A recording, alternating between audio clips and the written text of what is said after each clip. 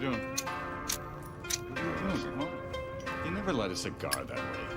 Yo, it's the Shadow Smokers Legion, fun, family, and smoke. Rockin' with Phoenix fresh rhymes, they stronger than no. About to break it off with the illest of crews, led by the man Tony Wang, making his vision come true. Now let me take you on a ride. We got love for cigars, from the east to the west, only the brightest of stars. I screen in the scene, little guy with the shop, shadow gazing around. You know it ain't gonna stop. Cigar mechanic don't panic when he's repping his brand. Escadillo and more, smooth as sticks in the land. Hashimoto's around, jumping live in the chats. Asian orange and more, his button's famous in fact. Cigars, pipes, whiskey, coffee, and more. Turbo jetting around, Tim with the dopest of pours. What's that? Huh? One wheel and reviews? Martin in the house, sharing the latest smoke news. Need to pick me up? Get to Southeast US. Bob and Chief in the mix, you know what they saying, God bless. We got that journey, voyage, private blends with the crew. Celebrating with coins, repping that dope swag too. Now I'm about to sign off, you know it's time for that audit. Light up the group with my post, you know I'll rock in the socket. But remember y'all, Legion, it lives with a passion. From a man in the shadows, hey yo, the SoySauceAssassin. So cut it, light it, love the smoke from your region. After all we connect, it's through the power of Legion.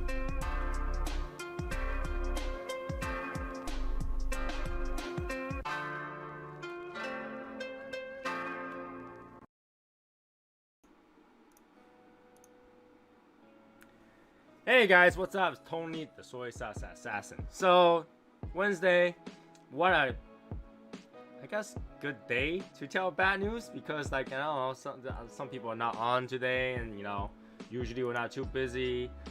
I think it'll be a good time for bad news, right? Bad news. One of the things that make me want to say, oh, let's talk about bad news today is literally because that was decided today. So. But how is everybody doing? We have James, we have Martin, Sherry, Joe, Mike Clark, and I think there was one more, Matt Scaife. How's your Wednesday? How's your Wednesday? My Wednesday today was nothing short of annoying. Why? Because allergy. Oh my god, I've been sneezing all day, having like this weird headache. And you know, when you have one of those days that's really bad allergy, you take allergy pill, right? But when you take allergy pill, you like drowsy all day. I was literally drowsy all day. I actually took about an hour nap right before this, so I actually you know, not too bad right now. I'm a little bit more energized. Try to wake up from this cigar. Today I'm smoking the Room 101's Hit and Run, I believe Hit and Run is called. I know there's another version of this Hit and Run. It's called Hit and Run Deuce or something like that. And I just saw Albert joined us. Let me bring him up to the front. Here we go. So, in terms of this cigar, it's an old cigar that I had. I mean, this is 2017 on it. I don't even know it's 2017. I think this is about like a year, a little bit more than a year old or something like that for me. And I always thought that this particular cigar is a bundle cigar, only because I've seen this in a box and in a bag bundles. I've seen them both. So I keep thinking this is a short filler, but every time I smoke it, I was like, oh, actually it's long filler because it burns a while. It burns kind of slow here and there. So yeah, I was like, this is one of those Connecticut cigars that just, like, you know, kind of feels like a bundle cigar, but it's not. But it's not. So Albert, are you eating? Are you eating dinner now? What is that? Oh, sorbet. Sorbet. Okay. All right. Mango. That's, okay. It's all good. All good. So today, I had a talk with Michael, right? And you know, nothing ever good comes out from that kind of talk. So, for various consideration and reasons, we decided to drop the event cigar project. Right, and this is literally from both of us thinking that it's not gonna make it on time. Like, it's not gonna happen. Like, even if we start right now and get through everything, everybody work like a horse, it's still not gonna happen. So unfortunately, that, you know, we can't make it on time for that. And so that's the bad thing. That's the bad news. But at the same time, that allows us to drop, you know, lower the price for the admission, price of the admission for the swag, right? So because we don't have to deal with the cigar, we don't have to worry about the budget to make the cigar work, we'll be able to lower the price, right? So we'll have free swag, huh? no, the swag just gotta be cheaper, right? You wouldn't have to pay $100 for it, right? So I mean that's one of the things, because I wanted to make a sweat pack that comes with a cigar and everything, so that we can front and cover the cost of production, right? But now that we decided not to do the cigar, well, yeah, that sucks, but at the same time, it become more affordable to get the swag. Now, does that mean that we'll never do the cigar again or whatever? Well, I don't know. For now, it's not worth the time and money to do that, because it just doesn't make sense to rushing through it. Like right now, we're already end of March, right? We're like halfway through, a little bit more than that, 3/4 way through March, and even if we get a sample shipped to us, that will be by April. If you get it by April, and let's say if that's the sample that we smoked and we liked it, they start producing it, that will be sometime in May. It was June, right? And then you had to let it set and then transit, all that stuff, packaging, whatever you want to name it. It's gonna take way too long. It's not gonna make it. And that's actually one of the things I worry about starting from January. I worry about not having enough time. I knew that there was gonna be timing issue, even though some people just like, no, we will be fine. But you guys heard me over and over again constantly ask, is it gonna be on time? Is it gonna be, you know, is it gonna happen? Right? I want it to happen. But right now, as of now, thinking where things are going and the uncertainties and travel restrictions and shipping issues. I mean, USPS literally said that for the next 10 years they had to reduce their first class mail to like 6 days standard or something like that, or 10 days standard or something like that. Some really weird time. So like literally you can't trust the post system. You can't trust anything. I don't think it's a good idea. But does that mean 2021 meet is canceled? It's not. There is some uncertainty about what will happen for the event. We may or may not have to change venue, but it will happen. It'll still happen. It's still gonna happen. All right. We still gotta go hang out. We're still gonna meet each other and have cigars and have fun. And the only difference is that the cigar we'll be smoking is not gonna be the event cigar. That's all. That's the only difference. Alright, that's the only difference. So yeah, we still have that for us. I'm not canceling my trip. My trip is still gonna happen. And you know, obviously, a lot of people already take their time off and all that stuff. So that's gonna happen. Alright, so we're gonna make it happen. Martin! What's up? Not much. What's going on, man? Wait, we're doing this now? Yeah. Well, I'm doing it before he does it. I'm doing it before he does it. You beat me. I forgot to pull it out before I click join the chat. So, yeah, I mean, that's the bad news right now. Can we get the old cigars? What old cigars? Probably talk about the Journey and the other one.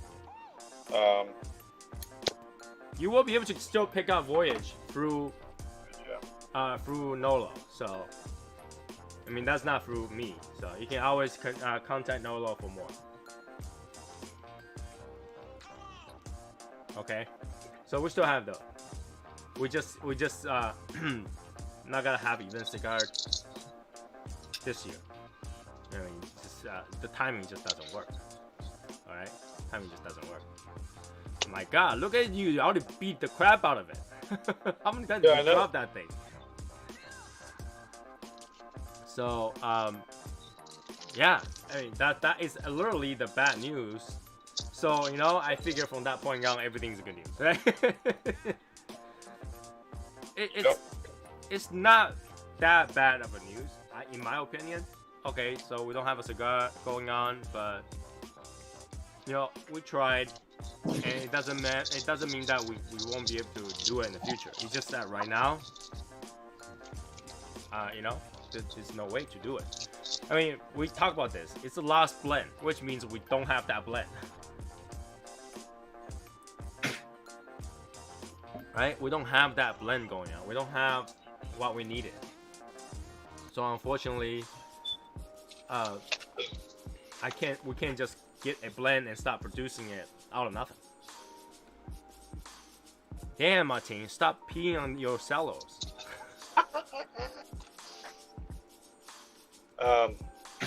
I know you didn't watch the video because it's a sponsored video, but I got this in my Cigar of the Month club.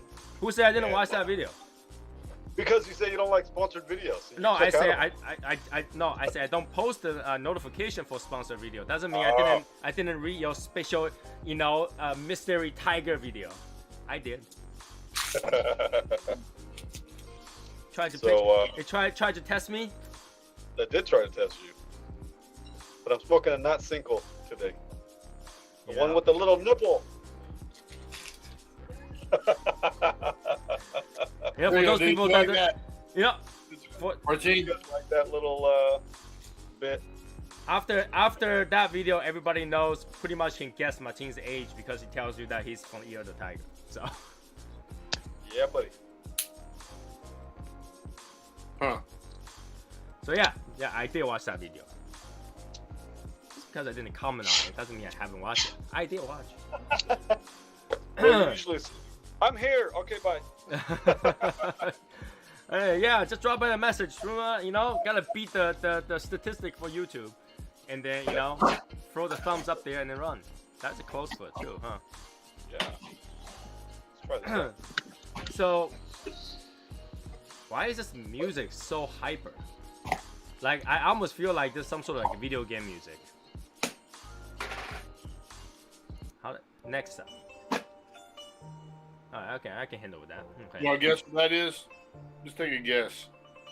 Short stack? Yep. There we go. Yeah, buddy. What blend though? What blend? Oh, that's what I forgot to do. I was gonna go through and try to order some cigars tonight. Now, the coin with the cigar, like the black one, I know you guys are talking about these two, right? So the matte black, the black coin one. I started talking with Michael to see what we're gonna do about this, because literally I only made 40 of these, so I had to figure out what we're gonna do with this. I smelled a voyage for Adam, and now it's really delicious. No, that it didn't have fresh. Yeah, if you rest the cigar a little bit, usually you get the aroma from where you're storing the cigar as well. You get a little bit of that, right? I don't know how long this thing's been aged, but it's still pretty strong. Woo, boy. That one you haven't aged yet. You just got it. Well, yeah, but look at the cello.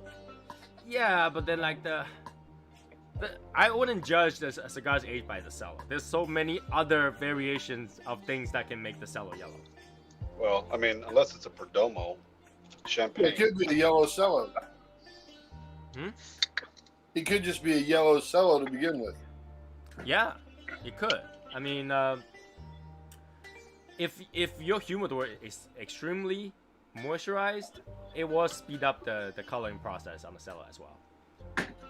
So if you're running at like a 73% humidity, it will make it yellow quicker. It's not my humidor. Oh, yeah, duh. So it really depends where you sit for a while, you know. Yeah. Can't go by cello. Yeah, you know, masters can't go by cello. Cello is not a good way to judge the like how long the cigar has been aged. I mean, you can some of the cellos. For What you're saying is a cello doesn't tello. Oh, Cello definitely don't tell. Where is it? So like this one is not yellow at all. See that? This has been more than a year sitting in the humidor. So Hello. I'm definitely using that one. So after that conversation last time, where one of the special guests was like, "Hey, your teeth so yellow," I literally did like a 3-4 day of teeth whitening. Oh my gosh, Tony! No way, dude. F them, man. Oh man, come on now. Tony, don't be doing that, man. Shit. No, I have it, so I just do it because my wife does it, so she have plenty of those things. And, Gotcha. all you have to do is just put it in your mouth for like 10 minutes and then wash it off. So I did. 10 Right. minutes, wash it off. All right. But I thought it was funny. My wife thought it was funny. It's like, Yep. and she had this chart where you put on your teeth and you find out how dark it is. And I was like, so how dark is it, babe? And she goes, the darkest one. I was like, what the hell? Yeah. She messing with you. Too. No, I was like, does that mean that I can't get any darker? I can just stay this way. I can't get any darker. That's off the chart. Yeah, you're good, right? You're good. So yeah, I'm not too worried about it. I just thought it was funny. So next time that person show up, I can actually say, yeah, I tried to whiten it a little bit. So now it's like about 3 shades whiter. Yeah, we aim to please around here, right? Right? Now it's 3 shades whiter. It's good. Don't have to worry about that anymore. We're good. Wow. What happens in the mafia stays in the mafia. Oh yeah, absolutely. Well, the answer to that, really, you had the good one, is that, we smoke, we drink coffee, we drink tea. We do adult stuff. The teeth. We do adult things, There's no win-win. I mean, there's no winning this because everything you do will yellow your teeth. Literally Exactly. everything. You can eat something with almost no color or still yellow your teeth, right? But the trick is to point out how immature they are and just, leave it at that. Yeah. I mean, back in the day, there's no teeth whitening. People live just fine. Really, people don't realize until somebody pointed it out. So, didn't bother me. Made teeth out of wood, too. Wooden teeth. Washington. Yeah. I wonder what he used. I wonder if he used like a white ash or if he used like a oak. I wonder what he used. Which one is more waterproof? I gotta change this to reverse. Come on. Change. There we go. So, now go back to this cigar. This cigar, I bought a bunch of these because obviously the Room 101 logo is pretty cool. Right? The flower kind of looks like a sakura, but it's not really. It's kind of cool, so I fell for it and bought it. Is this cigar good? I wouldn't particularly say it's good. It's just a Connecticut cigar. Like I said, for the longest time, I keep thinking every time I smoke this, I thought it's a bundle cigar. It's a Fuma. But they also have one called, I think, Ichiban, which is the Room 101's Fuma. Bundle. Yeah, Room 101 haven't really suited my palate anyway. Same as Caldwell. It is cedary. It is woodsy, right? It has this really weird white pepper. Like, it doesn't taste like all the other white pepper. It tastes like a weird white pepper. Like if white pepper had a chemical compound that that simulates white pepper, that's how it tastes like. Artificial white pepper. right. You would think that it's kind of an artificial white pepper flavor in there, but it's white pepper, right? It kind of has that white pepper flavor. I think we ought to make a cigar, call it Room 237.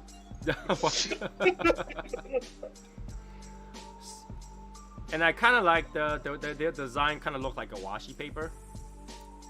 So it's kind of like a silky paper-ish thing, which I like. I just totally, the design, the decoration on this, I like. Yeah, Room 101 does a pretty good job marketing, I think. I know there's another one called the Room 101 Deuce, which is the reverse color of this scheme, which is great. I mean, I'm okay with I like the decoration, but when you smoke the cigar, you will be kind of disappointed. Now I smoked this again not today, right? We're about 1:30 in, and is It's like the name of the size, almost robusto, and this is almost okay. It wasn't expensive. I know the cigar wasn't expensive. I think it was like in the $5 to $6 range cigar ish. So it wasn't expensive. But like there are some flavor in here that tastes artificial to me. It's not infused by any means. It's just the flavor, how the flavor is delivered to my palate tastes artificial. Okay. Right? I get you. It's like a artificial cedary, artificial peppery, artificial almost Honduran cigar flavor ish, and then it ends with this drawer wood note. I don't know how to describe it. Like sometimes when you open the drawer, you can smell it. That's that note. And Like whiff of like the wood, the humidity. With right? The wood. Like the surface humidity, not like I'm not talking about like moldy wood. I'm talking about old wood. Has that flavor to it. So I mean, some people might like it if it's reminiscing of like like vintage kind of feel. So yeah.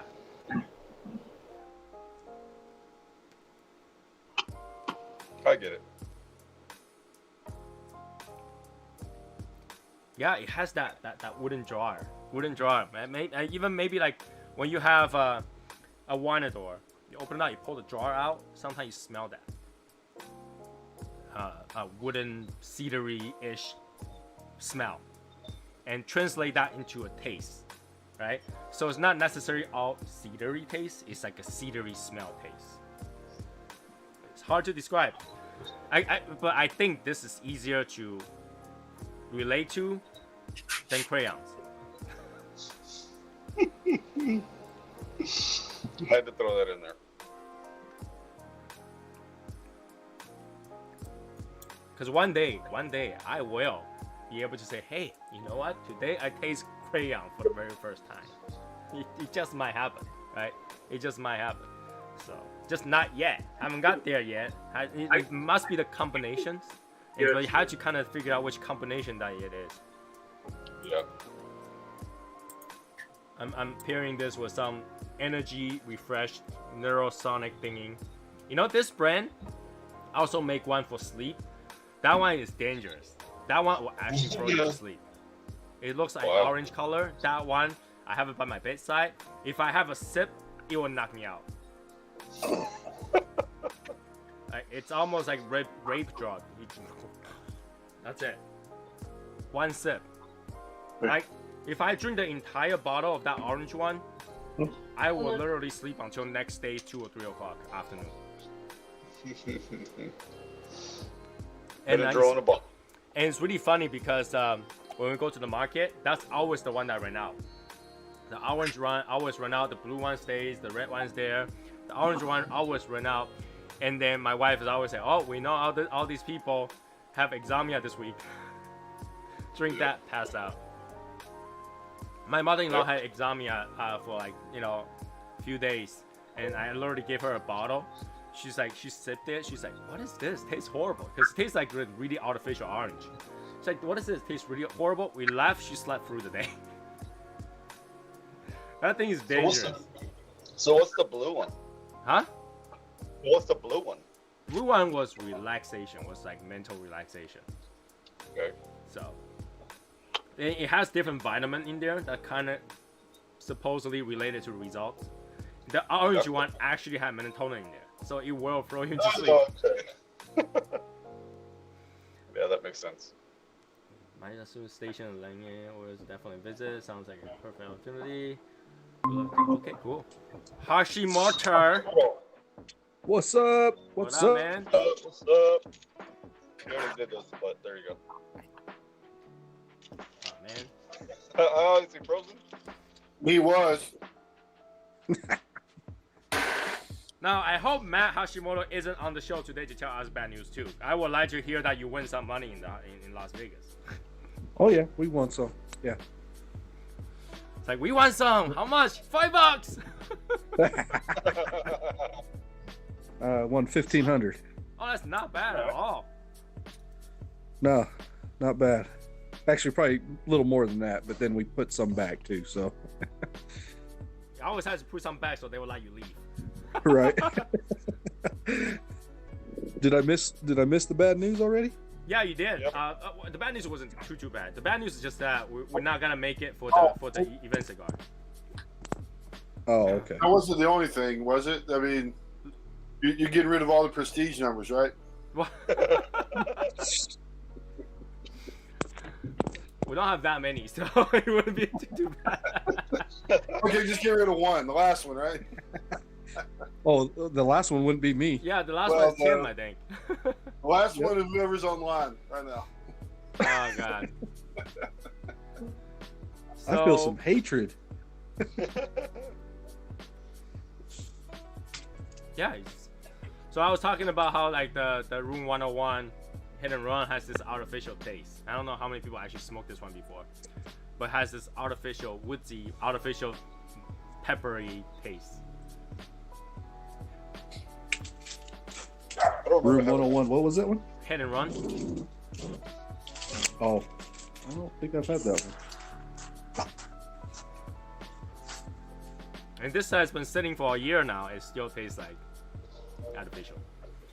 It tastes like an older artificial. Like it's someone like if you had a drawer that you can smell that artificial wood. Now this drawer has gotten a year older. So not all things get better with age. Oh, true. I would say that. Yeah, not all things gets better with age, especially that tofu sits in the fridge for 2 years. Yeah. Yeah.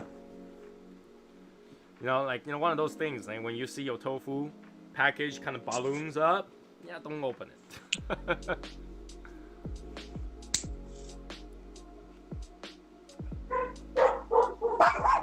Oh God, here we go. So, yeah, I think that's the only bad news right now, and obviously, it's kind of like I feel like it's kind of like a bad omen the moment that we try to test the audit cigar and didn't go well, and I feel like, what if the other didn't go well too? Like I did thought about that, but it's got to that point. It's better to take a step back, look at what we can do in the time frame that we have, and maybe plan that for something else rather than I try not to pile everything on myself for the rest of the year. I don't want to get to that stress level. I want to just go, you know what? If we can't do it, that's fine. Let's not do it. We'll do something else, right? Let's move on and do something else rather than try to stress over something that I have absolutely no control of. So, yeah, that's why and I told Michael, like, okay, if you don't think it's gonna make it on time, we're just gonna skip it.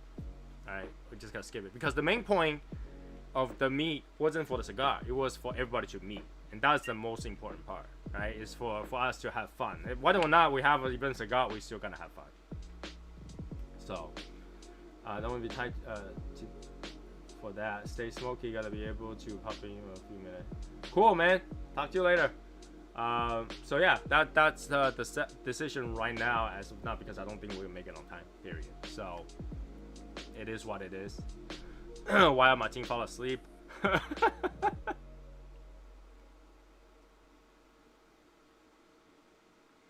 Yeah, this thing. This is why I don't have this cigar all the time, and then just let it sit in the humidor, because after I smoke a few, it's like it always tastes like that. It's kind of weird, and it's not really my palate kind of thing. So yeah, I wouldn't recommend it, even though it's $5-6. It's not expensive. I will only get it because of the band. I literally wouldn't get it for any other reason. I wouldn't suggest it for any other reason for that. So what else? I did have a few funny conversation with my wife this week. Literally after that sleep, about an hour and a half ago, I forgot all about it. Like this week, I was for the first 3 days of this week, right? I was busy looking for watches. I was like trying to buy a new watch because one day my wife just like, you know what, honey, I like your Daytona. I'm just gonna take your Daytona and wear it. Damn, a Daytona.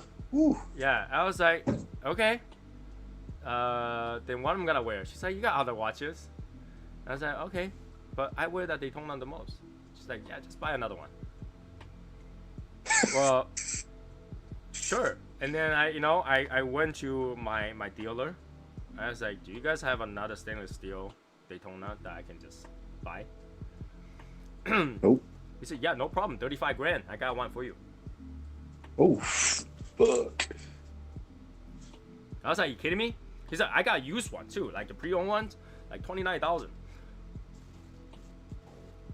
Yeah, I'll call you back. God damn. You want the one that who was the guy's name? He makes the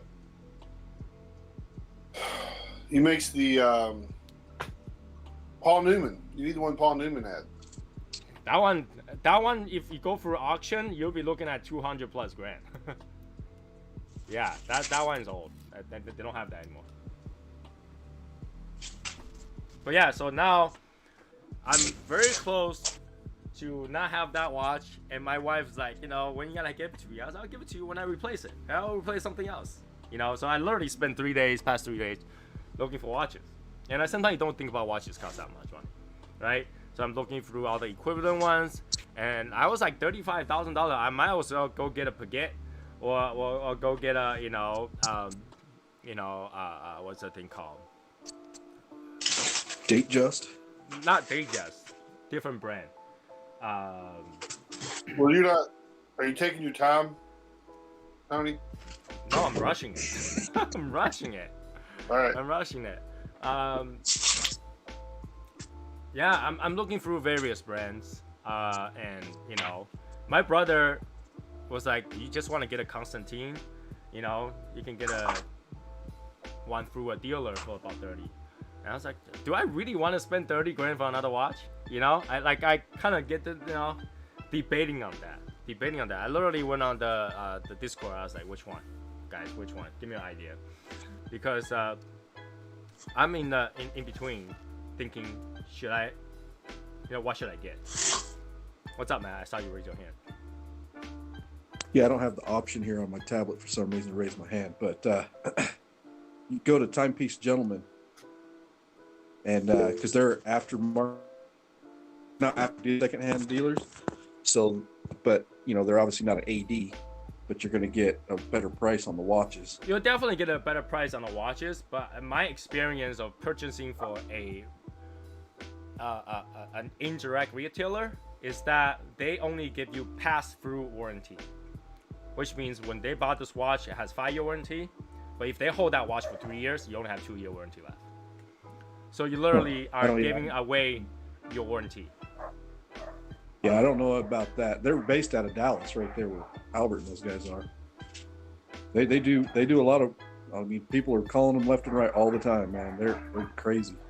Yeah, I know. There's a lot of famous people that deals with a lot of watch. I used to buy quite a bit of Rolexes because Asian people, right? I always want to have, Rolexes around. And then in the end, I only kept a couple. Like I have 2 Daytonas. My wife have her. It was a ladies' Datejust, I think. That she's wearing. That she thinks too small now. She want to wear something 40 millimeter. I was going to ask you how big yours was. That Rolex is the Daytona is 40. So, get a Timex. It takes licking to keep it ticking. No, I just want to put it out there. Tony, do you know that's a commercial? No, I did not know that. Okay, yeah, that's a commercial. No, so I think that's the slogan, isn't it? Shelly and I know that because we're older, but that's where it came from. It's a commercial. Yeah, like a timepiece is horrible at keeping time. I've been telling people this. Okay, timepiece is horrible at keeping time. You literally lose 2 seconds every day. So it's more of a jewelry, appreciation of craftsmanship. something on your hand to weight it down, rather than something to keep time. If I want to keep it time, I go get a G-Shock. That thing's gonna keep time forever. So I think there are some G-Shock that keep 10 years battery. Yeah, mine's a lot more. Right. So like if you think about it, and here's the thing though. I feel like this is an appropriate topic because a lot of people like to think about watches with their cigars. I've seen, this is the few things that I see with people's picture is they show their watch with their cigar, they show their car with their cigars. Yep. And sometimes a watch tells you a lot about this person. Well, it's not a watch; it's a timepiece. Right. But then, like, you know, the difference between timepiece and a watch is, what, you know, what is in the movement, right? Like, would you consider a quartz movement as timepiece? Probably not. Yeah, right? I don't know. But are there people fitting quartz movement in their timepiece? Yes, there are some quartz movement watch that's upwards of $6,000. And if you think about it, quartz movement is like $10. So there are. So Casio is a good watch. Yeah, Casio actually have this thing called I forgot the model number. It was like 2100 or something like that. They call it Cassie Oak because it looks like royal oak. But yeah, I mean, timepiece tells you a lot about person, right? A person can choose different kind of timepieces. There are people that wears functional, professional watches, right? You know, each of the Rolex has its own function. It's not like, oh, we're just buying the Rolex because everybody like Submariner. Well, Submariner is not a diving watch. Just so you guys know, Submariner is not a diving watch. It's a boating watch. One day I'm gonna buy myself. One day I'm gonna buy myself a Breitling. Breitling is Breitling is Navi timer, Navi something. Yeah. That one Yeah. has one of the most accurate calculations on there. That thing is a masterpiece on dial. The dial actually does the calculation for you. Now, my brother's like, I don't think any of the watch is functional. You know, if you want a functional, I was like, no, yeah, that's why we have cell phone. But then there are watches that's functional. He's like, the Daytona is not functional at all.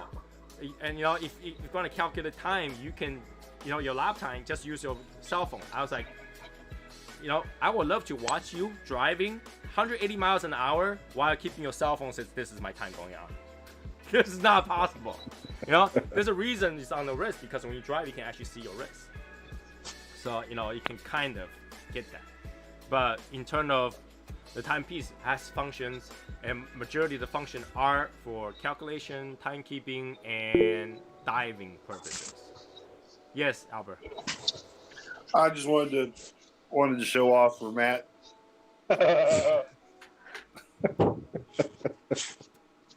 Now, I am Show off. by no means trying to tell people everybody should go buy a timepiece. Not everybody should be buying a timepiece, especially if that budget makes you cry. Right? If you think that going to shopping for a watch makes you cry, don't. It don't make me cry. It makes me laugh. Right? Right? I mean, I am not telling anybody to go spend anything more than $100 to buy a watch. Okay. Also, maybe. It's more like a jewelry. It's literally more like a jewelry. Yep. So you know, the Breitling the Breitling one that I was talking about is about $7,000, $6,000 to $7,000. Is it worth it? Probably not if you don't use it. Okay. In fact, if you touch water, that watch might be looking for another $1,000 service. So I mean, it's not recommended. It's not recommended. All right. Yes. I think a lot of times too, once you get to that point of buying those types of watches and that spending that kind of money on those watches, it now becomes a brand sometimes to a lot of people because you'll see them. They're basically walking into the room with their wrist out before they even enter the room because they want you to see the watch that they're wearing. You know, I mean, it's or they'll hold the cigar like this and then they'll put like this and take a photo of their watch. I'm like, really, dude? Right. Well, Yeah. there are some people that Like, I want don't to care about appreciate the your watches, want to show off their watches. Sure. I mean, if you gotta, you're wearing a car on your arm, you should show off once in a while. You got it, you show it, right? When people do that in the local shop here, I'll be like, "What time is it, man?" And they'll tell me. I'm like, "Well, it's off. Like, it's off, man." It's out by 4 seconds. Right? That shit's wrong, man. Watch market is another market where you find camaraderie, you find friends, right? You find people that appreciate the same kind of timepieces, right? Right. If you're Rolex people, it doesn't really mean that you're like a brain hog. There's some people that just appreciate how accurate Rolex are, even though it's never gonna be as accurate as your cell phone, okay? And there are people that like to wear something like the Constantine, which is literally showy. Like, you don't want to wear that watch. You go out there, you all of a sudden walk by an automatic door. That door moved a little bit too slow. Dings your watch. Here goes 10 grand. Okay, there are people that are like that. It's jewelry. I mean, there are a lot. You see the rappers and stuff like that. They wear crazy watches, not because, it tells you a lot about that person, right? If the person gets a watch right away, bring it to a custom shop and grill that thing, then, bling bling out, you know what kind of person that is, right? So you can stereotype a person by their watch. And, you can tell this person's more respecting the things, what a thing can do versus respecting the look, right? If somebody wears some like obnoxious watch, this person is more of I'm focusing on the outside and the inside, right? If this person wears a really down-tone watch, black, you can barely see anything, then yeah, this person appreciates to have a good watch, but not necessarily want to show it, right? There are people, if you look at it, a lot of more expensive watch are very down-tone. You barely see anything on it, right? You can recognize it if you know it, right? How many people is gonna recognize a petite flip? No one's gonna no. I don't think anybody here normally would be like, I can tell exactly how petite this I look like. I can exactly, like when I say Royal Oak, probably a handful of people understand what Royal Oak is here. Even though I say Daytona, everybody will know because that one is famous enough, right? There's also a car race over it too. Right, literally, that was designed after that. It was designed for that racing watch, right?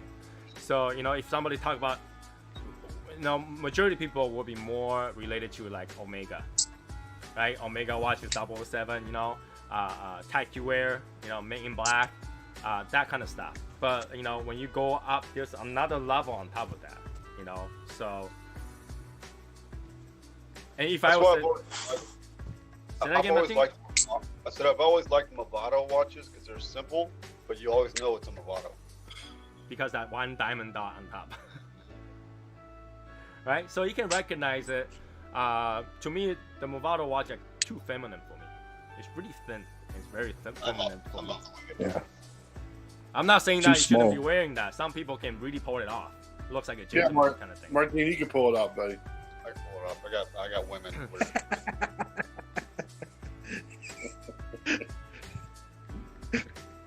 But yeah, my wife never bothers to adjust her watch.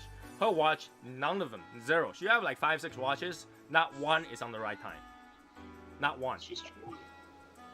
Okay? You're like, I can't even, whenever she goes out, I say, what time is your on watch? She'll be like 4 hours off on her watch. Like totally different time. Like different time zone. Never on time. She just wear it as a jewelry. He's on Arizona time zone. Yeah, it's always the wrong time, wrong minutes, wrong whatever. She never adjusted, right? Even the one from Citizen, and that's supposed to be like radio tuned on the right time all the time. She managed it to get it to the wrong time all the time. Wrong time, wrong date, everything. It's never on the right time. Now I adjust her watch once every 3-4 months, and it's still on the wrong time. So, it's become a jewelry. It's becoming a jewelry. But I can tell you that there are good uses of the watch. Like when I go to a meeting, like a physical meeting, I don't like to just pull out my phone and look at it I have my phone usually put away or face down because that's courtesy. But while I'm talking, I can kind of peek on my watch so I know what time it is. You know, I mean, that's so long as the time is correct. You know. So there's benefit to having a watch. I agree. And I have no problem with like Timex, Casio, G-Shocks and stuff. They're nice, but they don't fit a image. They don't fit a full get up. Like you're dressing in suits and you wear a Casio, right? Well, they fit an image. It's just a different image. Right. Right. But like if I go out there and I saw like a person that I'm speaking to wearing a suit and is wearing a Casio, I respect that person. That person is more for function and is always on time. Okay, right? But if I see a guy full suit, and then like let's say that suit costs about $1,000 full suit, okay, which is very easy to get, $1,000 full suit, and he's wearing a $40,000 watch. I will know this person is a big show off, right? Because it doesn't fit. It doesn't fit. Does that make sense? That makes sense. Oh yeah. Like he wants you to see his watch. He doesn't want to see you. This guy doesn't want to see you. Right? He wants you to see your watch because the most expensive thing on this guy is his watch. So, but if he's wearing like a $4,000 suit and wearing some of the $40,000 watch, then I kind of like, okay, this guy is about the same, the right range. Now it's like, why is that right range? Why isn't like a $1,000 suit with the $20,000 watch doesn't fit, but a $4,000 suit and a $40,000 watch fits? Because suit has a cap. You get to a point you can get more expensive, right? But watch don't have a cap, right? Watch literally you can find $1 million watches, right? But it tells you that he spent equal amount of money. It's just the way this person is when he buys stuff. It's just the way it is. All right? And you can also see whether or not the watch is beat up. All right? My watch is stainless steel. The one that I wear the most is stainless steel because I beat the crap out of that thing. I don't care if it bangs. Right? If I bang on something, so be it. Right? Because that's what I'm using. When watch are meant to be used, and then you being on the left hand, it's gotta hit things. Right? So if you see the watch that's being banged a lot, this guy, is not really, right? It's not really thinking about things. Yep. In fact, my wife keep telling me to go service my watch. I was like, I will service it when it's broken. Because either way, they had to replace those parts. Servicing my watch will cost about $1,500, not including the shipping back and forth. Wow. That's why I only spend the most about $100, and it's like for a buck. And I think that price range is great. Shouldn't have to spend more than $100 on a watch, right? I think that's more than enough to get a capable watch, right?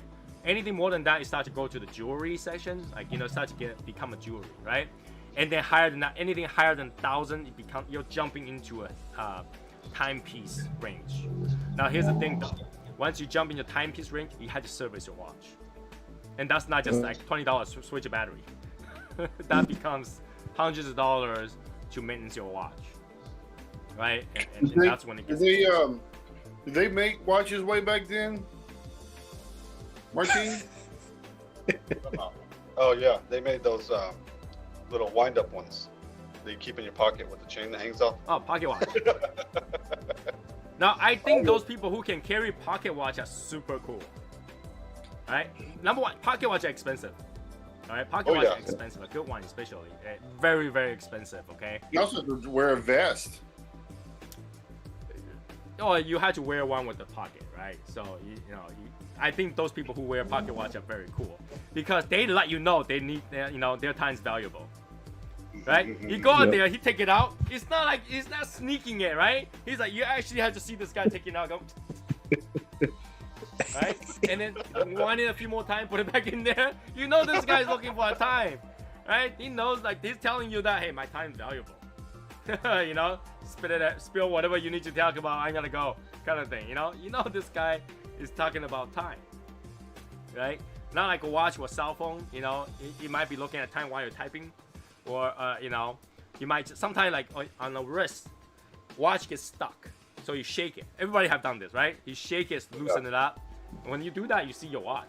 So, you know, you can kind of sneak what time it is in there. But pocket watch, you can't. You have to pull it up and look at it, put it back. Yeah, but I've seen people that pull it out, take it out, and wind it a little bit before they take it back. So I don't know how long those keep time, but I was told that you only have to wind it once in a day, but a lot of people just in case wind it. Because they're hand wind watches. They're not one of those like automatic watches. No, that's it. One gear. That was it. Sure it is. That's a very delayed clutch. Oh. Yeah, you guys can hear that? Yeah. That was a motorcycle, right? Sounds like a motorcycle. Yeah, it was a motorcycle.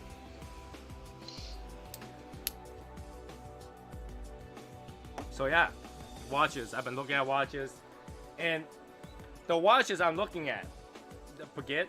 It's really annoying because you can't just simply go into a store and say, I want to buy baguette. Here's the money. Give it to me. You can't. Nope. You had to like get literally be approved to buy it. You go in there, show that your interest, talk to them month after month, wait a whole year before you get it. Right? You can't just go in there and says, here's 40 grand, give me my watch. You can't. Right? So it's really annoying because I need to replace the watch and I can't just simply go into a store and say, give me my watch. Yeah, they got it weird where you got it too, where you have different watches to get to that next tier. Once you get to that tier, then you get to, you know, have to buy another couple different watches to get to the next tier. Right. It's Literally, that's how I got my stainless steel Rolex. Stainless steel Rolex, the stainless steel Daytona is one of those watches they lock in the back. Okay, it's one of the cheapest one in their line, or close to the cheapest one, right? Because it at first years ago that it's about 15 grand. Okay, but to buy that watch, you first had to buy 3 or 4 other watches. All right, because stainless steel Daytona is one of those watches that you buy it because you can. All right, they literally tell you this. It's like it's one of those beater watch. You buy it because you can. We don't sell it to you just because you want a cheaper Daytona. We sell it to you because you can. Well, So- it's not like, and it's not buy 3 watches that you want. It's 3 watches that are in a certain tier to get to be able to buy that Daytona as well. Oh yeah. So I bought the 2-tone Daytona, right? I bought a Daytona for my grandmother, which is what was that, $150,000 or $200,000 because it's got diamond all over it. And then and then I bought 2 Datejust, and I bought 1 date before I got my stainless steel. Okay. God damn. So You're on a whole different to the rest of us, bro. when you get to that point, you don't even have to go look for that watch. You don't have to worry about the store don't have it. You go to the store and say, hey, we got a stainless steel. You want it? That's what they say. They don't even like, next time we have it, we'll hold it for you. No, it's more like you showed up and hey, we got a stainless steel in the safe right now. You want it? Wow. That's how it goes. Yeah, it's crazy. The watch game is crazy. Right? So, yeah, I'm going to have a hard time replace that watch. I had to figure out what I'm going to do. But I don't know. This year, that sounds like a lot of boxes of cigars. Shit, yeah. And right now, the market for watch is horrible. Just like for cigar, right? They can't keep up with the demand. They can't.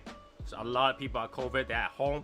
You have to be there to do your watch. You can't like just like digitally. Type in the spec of the watch, and the watch is gonna make itself. You can't. Right? They had to go to a place where literally it's dust proof, like like pump like oxygen and stuff like that, so there's no dust in there to make those things. Like if you're in a Rolex factory, they melt their own parts. right? They melt their own parts. Yeah, granted, they don't make all their parts. They make some of the gearing, their stuff there. They don't make the our hands and stuff like that. They order those. But you know, a lot of parts they had to melt it there, so they have like an air system going on. They can't do at home, right? So they can't keep up with the thing. A lot of people are buying and selling their watches right now because the price increase is ridiculous. I just told you guys, a few years ago it was 15 grand. Now you're at 35 grand. Really? And all you had to do was buy a watch and let it sit. You don't have to do anything because people are looking for it. It's like real estate. Right. Hmm. It doesn't make sense. It doesn't make sense. But then there's a lot of watch collectors and watch dealers out there. But that's the problem, though. The problem is that whether or not you get warranty on your watch. Now you gotta say, what's a big deal? You know, the watch works fine. Works fine. Now, well, that's the thing. Watch are handmade, and not all handmade things are equal. Just like cigars, you can buy a most expensive cigar, and still could give you possibly bad draw. Right. Right? Watch is the same thing. It might just fail for whatever reason. Moisture, whatever, you know. There are watches where like there's valves that you tune inside, that they made it inside the watch to tune for the air pressure, because sometimes those things are so sensitive, a slight air pressure change will make it lose time. So the warranty are very important, because fixing your watch literally costs you thousands of dollars. Right? Just to open up your watch, like if I was to send my watch back to my factory for them to check what the problem is, it starts at $700 just to open your watch. Jesus Christ. Because there's so many parts in there. There's like 250 parts in one watch. They had to take the time to take it out, take it apart, and then put it back in there. And when they put it back in there, I have to clean it anyway. They don't just put it back in there, all greasy and nasty, and send it back to you. Right? They clean it before they put it back together, and right away that's $700 to start. Before anything was done. Plus you're paying a specialist, you know, a watchmaker or whatever they call them. They're certified, you know, to do that job. So you're paying their wage, which is big dollars. It's definitely big dollar, right? And then at the same time, you had to ship it to them. You had to buy a $30,000 insurance for your watch to send it out. And when they send it back to you, it'll be the same cost. Yeah. Wow. It's not a hobby for everybody. Tony's I'll stick watch with game. cars. Well, that's the thing. Here, Matt, would you go out and buy a car that costs you $100,000 without warranty? No. Same with the watch, right? You wouldn't want to save a few $100, few $1,000 just to get away without warranty? No. Exactly. And those, especially those collectors, they have so much watches, they're not gonna wind them. And here's the thing about automatic watches: if you don't wear them, they break. The gear has to run. If they don't run, they break. So they dry up. The oil gets dry up. The thing, the weights change. You have to wear them, right? So if those collectors have like 100 watch there sitting there, you think he's gonna go in there and shake every single one of them first thing in the morning? I'm gonna get up there and just shake each one of the watch first thing in the morning so that they get some they get some running time. They don't. So that's a really risky thing to buy something without warranty. You will save more than $25 from 25% from MSRP. So, but is it worth it? If you think about it, that 5% or 10% is still not worth to one repair. One repair will break it even. One repair will break it even. Not worth it. Not worth it. So yeah, those people who buy a watch under $100, you are a smart person. You are a smart person. Those people who buy a very expensive watch, you kind of got stuck. You had to pass down to your kid, pass down to your family, pass down to somebody.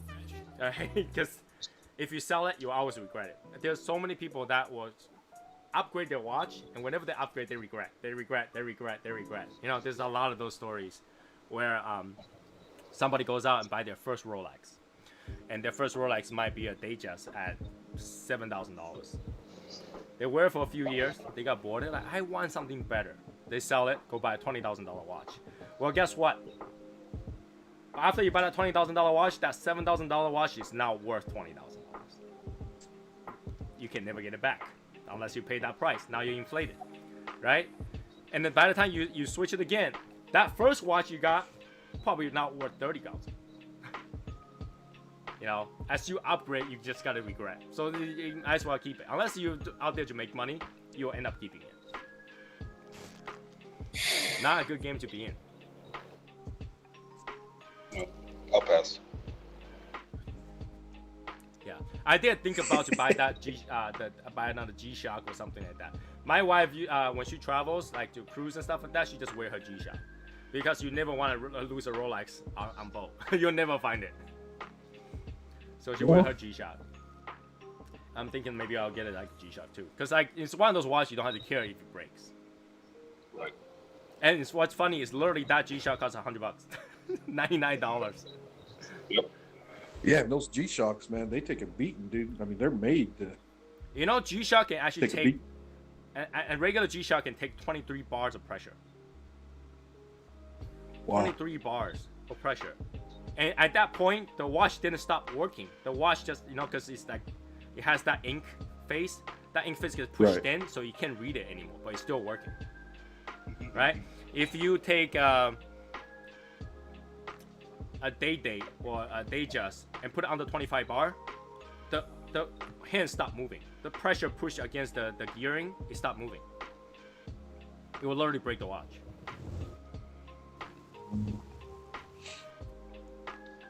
But if you guys want to know how much pressure to take it, what it takes to break a Rolex, it's about 300 bar. 300 bar will literally make the crystal explode. However, there's not one single human being in the world can withstand 300 bars, so don't worry about that. Okay? Most people die and explode at 5 bar. Okay? So we're good. God. Okay? You'll never have to deal with 25 bar. Because you're never going to dive that deep without proper gearing. And you know, 25 bar, that's very deep. Right? You never have to deal with 25 bar. That's literally all the oxygen will get pushed out of your body. So, don't have to worry about that. Right? So, like a lot of people are asking us like, oh, I want a diver watch, and then they're looking at like 300 meters. That doesn't tell you anything. if a watch that says water resistant up to 100 meters, that means don't touch water. All right, 100 meters is nothing. Don't touch water. And when they say 100 meter, it means 100 meter of still water. Water cannot be moving. Right? If you move, then the pressure changes. You gotta wash with water. So yeah. Well, I have one of those. Go ahead. I have one of those Samsung smartwatches. And they say it can go underwater and you can get it wet, do all that shit. But I don't get it wet. It's electronic, you know. I'm like, nah. No, those are rated like what's the thing that calls a 67, dirt and waterproof. But those things are not waterproof. Those things are not waterproof. So, right. Any water goes in. It doesn't have those rubber seals to keep the water out.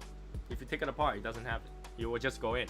So they're literally expecting the air pressure in there to keep enough water out because the vent to go in there is so small. The water pressure keep it out. Your cell phones, Samsung cell phone, Apple cell phones, all of them has a water damage sticker in there because they know water will go in. Oh yeah.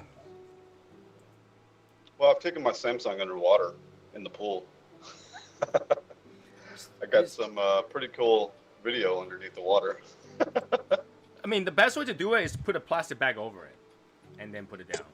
You know, but like don't put it straight down in there because everything that has a hole in there will get wet, and even if the water didn't go in, the moisture after you get it out can still turn those water sticker red. It's just simple moisture will get it wet, and so if you got that sticker red, you cannot trade it in. It has no trading value, and warranty will not cover damages if they find that sticker red. That's the ploy. I mean, there are a lot of people that's like, got they're doing their TikTok video and then drop their phone in the water, pick it up. Oh, that's okay, waterproof, right? And then like a year later, when they trade it in, they can send it back. It says, "Oh, sorry, your water damage sticker is red, so we're not taking it."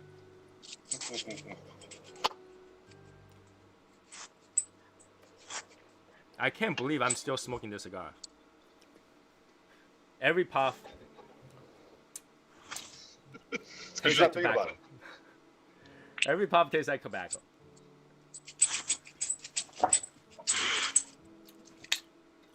Yeah, it's not a pleasant taste. If this doesn't have that artificial flavor, I will say this is a good cigar. But because it feels artificial, it's bad in a way. I don't know. It's like the flavor different between a Coke and a Diet Coke.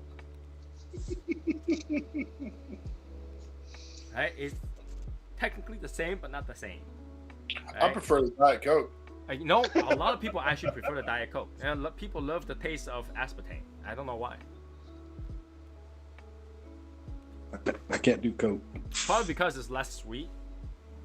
Aspartame is less sweet. I'll take a gram. You take what? Said I'll take a gram. But yeah. I'll take a coffee. By the way, did you guys see the picture I put up for the coffee stuff? It has you don't have to use an actual drip kit. It's a drip bag. So I got a lot of those where you can just get the bag and it has a clip on the side and just clip on the two sides of the cup, and you can just pour over coffee on water on top of that and then just toss that away at the end of it. No cleaning. I got a lot of those. I don't know what I'm gonna do with it, but it's actually pretty easy to clean.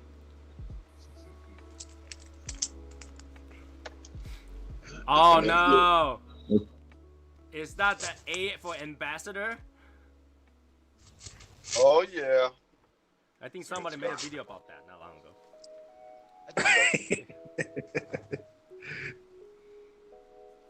Yeah. I recall who did that. I wonder who did that. I don't know. People should search around. Just type in the name online on YouTube. Maybe they'll find it. Maybe they'll find it. But yeah, I guess that is a pretty boring topic. In terms of watch, not everybody's into it, and I totally understand that. But does it kind of follow this whole luxury living style? Yeah, it kind of does. It's still the same as appreciate craftsmanship, right? For cigars, we don't just smoke the cigar. We smoke the cigar and appreciate the person who makes it, growing it, aging it, ferment it, put it together for us to smoke it. Great, thank you. And it's the same thing, when it comes to watches. It's appreciate that question. You'll find a lot of luxury watches, the timepieces out there. You look at it, you're like, this thing $30,000? What the? This thing looks like $10. But behind it is what makes the difference, right? The screw that some of the watch uses are white gold or platinum. You just can't tell. It just looks like a regular watch, like stainless steel. But the amount of things that the craftsmanship, the time to put in there to melt the individual parts to fit it, putting the jewel in there to weight it down, it's a lot of work. Like just to service a watch would take hours, right? I'm not talking about going there down the mall and say, I want to switch a battery. Like, oh, no problem. You just wait there for 10 minutes. Take out the battery and put it back. All right. I'm not talking about those. I'm talking about actual timepieces. There is a baguette that has battery operated quartz movement in there, right? So it's about $6,000-$7,000. To service that, you need to take the entire thing apart. I'm talking the bezel, the crystal, everything off before you can put the battery in there. Because the battery is not on the back side, it's on the front side. So you have to take a lot of those off. It will take hours. I think they purposely designed like that so they can justify the cost to service it. But that's a lot of work. Yep. Same, just like a McLaren. Just to change the oil, it takes almost a week. Just take it all apart just to change the oil. Yep. That tells me that, you know, my car's warranty is almost going out. Now I have to decide, do I want to just service it normally in the dealer, or do I just bring it to another place to service it? Literally, you're talking about half price. If you bring it to an actual, you know, mom and pop shop to service it, you're paying less than half price. If you bring it to, you know, the shop to service it, you're paying way more. The difference is, if they screwed up your car, they'll fix it. But if you go to the mom and pop, they're like, we can't afford to fix this. Right? So it's a risk that people take, right? It's a risk that people take. Same thing with cigar. When some cigar sounds too cheap to be true, probably is. Okay? So we talk about this all the time, right? If your Cuban cigar costs you, you know, $2 a piece, don't buy it. Right? If you find your Cuban cigar on the side of the beach, this guy is like, hey, I have this Cuban cigar, you know, I just got out of the shop, I don't need it. Here for you. I sell it to you cheap. For now, you know, this thing's like $300. I sell it to you for $40. Don't buy it. Don't buy it. Yeah, it's funny. There was a guy at the lounge the other night. He says he bought a Cuban cigar in the back from the guy who was what do you call him? The guy who's in there handing like handkerchiefs and making sure that you're good after your bathroom job. He's like, and he was selling Cuban cigars. He's like, and I tell you, that was the best Cuban cigar that I've ever had. Does it taste like shit? I'm glad you enjoyed it. Oh my god. Oh, no. Granted, wanna some tell really much nice more. place might be able to give you that. Like, you know, if you tell me that you get it from like Dubai, those hotels, 7-star hotels, then, you know, those people that literally wait for you to wipe your ass, and then they say, would you like a Cuban cigar? I will believe that. But if you get it somewhere like Holiday Inn, that cigar might not be what you expected. No, he said He probably sold him the. He probably sold him a short stack. You know, and I'm not saying that doesn't happen. I'm saying that it might happen. There are people that drop their cigar once in a while when they're handling it by accident. Do you really want to wonder whether or not this guy has ever dropped a cigar in the bathroom floor? Yeah, I wouldn't recommend that. I wouldn't recommend that. Yeah, no, this guy had only spent $10 on his cigar. $10 for Yeah. Cuban in the bathroom? Yeah. And I was like, well, I'm glad you liked it. I didn't want to tell him, you know, it's fake. I think there's no argument there. You're not gonna win. So, Albert's really going at it with his ash today. Albert, what did you smoke today? This is the Cameroon short stack. The short stack, right? The newer one where you got the. Cameroon. I haven't had that one yet. Didn't Matt get a bunch of those too? Matt, you got a bunch of those too, right? The Cameroons. No. Didn't he just receive a delivery from little guy cigar shop? Look at that. Not me. Not you?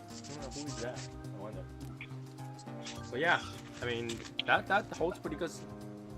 That's pretty long ash. I'll take that. That's a pretty good ash right there. I need another cigar. This cigar is driving me insane. Yeah, I'm on my second one.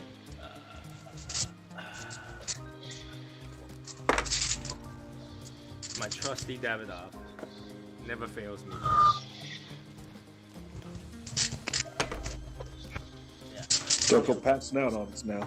Say what? They're passing out on us now. Yeah. What is that cigar? That looks pretty serious on that cigar. Oh. Which one? The one that you're lighting up. Oh, it's a Epic cigar. Here we go, Maduro. That's the one that came with my monthly cigar pack. Yep, my cigar pack.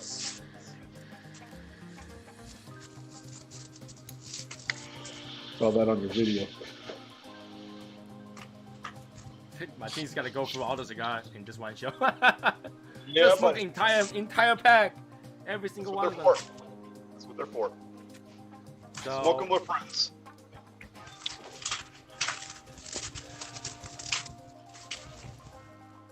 I bought a new humidifier for my humidor. what'd you get? Like one of those Oasis? No, it's from a company called. It's right out of Dallas, Texas. There. Oh, really? Yeah. So, the website's called Stable or humidifiers. They make humidors and everything. Hey, Bill. But yeah, dude, S-A-B-I-L, yeah, something like that. yeah, they're cool, man. They it's a great humidifier. They were able to. I was able to call them and talk to them about which one was right for my humidor. And, I mean, they led me in the right direction. They didn't try to upsell me on anything because I was looking at a bigger one.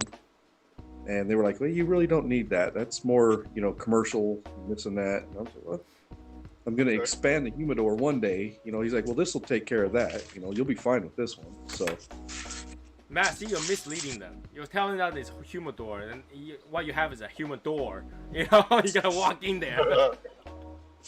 well, I told him it was a walk-in. So I don't Go know. ahead, Albert. Hey Tim, I thought he was busy today.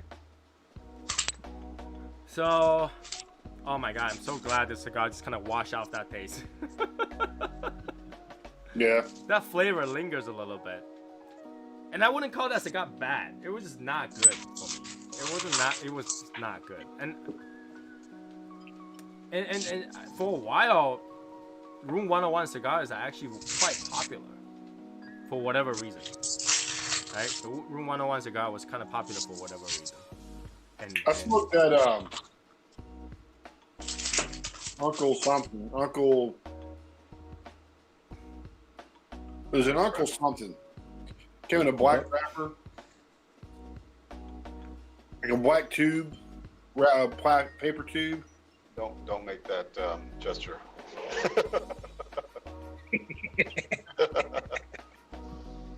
I missed that. What it was. No, it was like an Uncle something. He did a gesture like this. Oh, okay. Yeah, don't do that. Don't do that.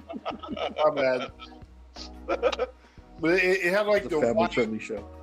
it had a white tissue on it. All wrapped the whole thing in tissue, and then was in a black. Who makes this? Who makes it? Room 101 made it. It was Really? called Uncle something. Uncle. Maybe I Uncle can something. find it. Hold on. I don't know. Can't think of it. Room 101. I've got Yeah. quite a few. There's a good smoke. Uncle I- Lee? Got a few Matt Booth cigars. Uncle Lee, yeah, Uncle Lee. Wait, Uncle Lee is by Davidoff. I thought it was Room 101. It's a limited edition Room 101 Uncle Lee. That's what it was. Yeah. Made by Hey, Davidoff. Oh, okay. Do they even still sell this? No, they don't sell it anymore. Yeah, Tim had them in his shop for a while, and no one would buy them. Yeah. Who had it in the shop? Guy local had them. Oh, okay. I was like, who had it in the shop? I didn't know that. I mean, when you said Tim, I think of like Tim Swanson. I was like, Tim Swanson had it in the shop and he didn't tell me? I'm gonna bitch at him. Anyways, It was good. because it's Davidoff. You saying Davidoff did it? He says Davidoff wrote it. Yeah, they made it. There's a lot of Matt Booth stuff that is limited edition as well. Boutique, right? Oh, yeah. Boutique cigars. You get like. But he random- left 101 though. He left Room 101, didn't he? No idea. That was his company owner. Yeah, that's his company. I thought Room He 101 was like a collaboration between two guys or something, two brands or something like that. All right, y'all didn't catch the Room 237, did you? No. You should start that brand out. The Shining. It was from The Shining. Yeah, but you should start it, to see if somebody will catch it. But if you read the book, it would be 137. If you watch the movie, it's 237. Why did it change the room number? From what I heard, the hotel did not want people freaked out about going to that room. What do you mean people freak out on that? They literally go to that hotel for that. Right. And he didn't even film it in that hotel, by the way. He didn't. I thought they did. No, that was in a soundstage. All those scenes were in the soundstage. I literally thought they did because I thought that was the most important. Like the biggest thing was that they actually filmed it there. No, the outside scenes were, but they even changed stuff up there, so it wasn't legit. But the ballroom and all the other stuff was all fabricated. And then they even took from other hotels, like the inside of the Navajo, inside and all that. They took the design from a different hotel and put that in there. So yeah, I'll be right back. Oh yeah, what's his name? Kubrick bastardized the book. He didn't honor the book at all. That sucked. Because I thought was like, was trying to honor the book and then film at the same place that it was written about. No, I think the television show that they did later was more in line with the book. So I don't think I watched the television show, but yeah. They did like a television series, a small little movie, kind of like The Stand and stuff like that. They did it like that. There's a lot of people that love haunted hotels, A lot of people do that sure. hotel. But even like the Volkswagen Beetle, right, that they drove up in, it was supposed to be red, but he got a yellow one just to piss him off.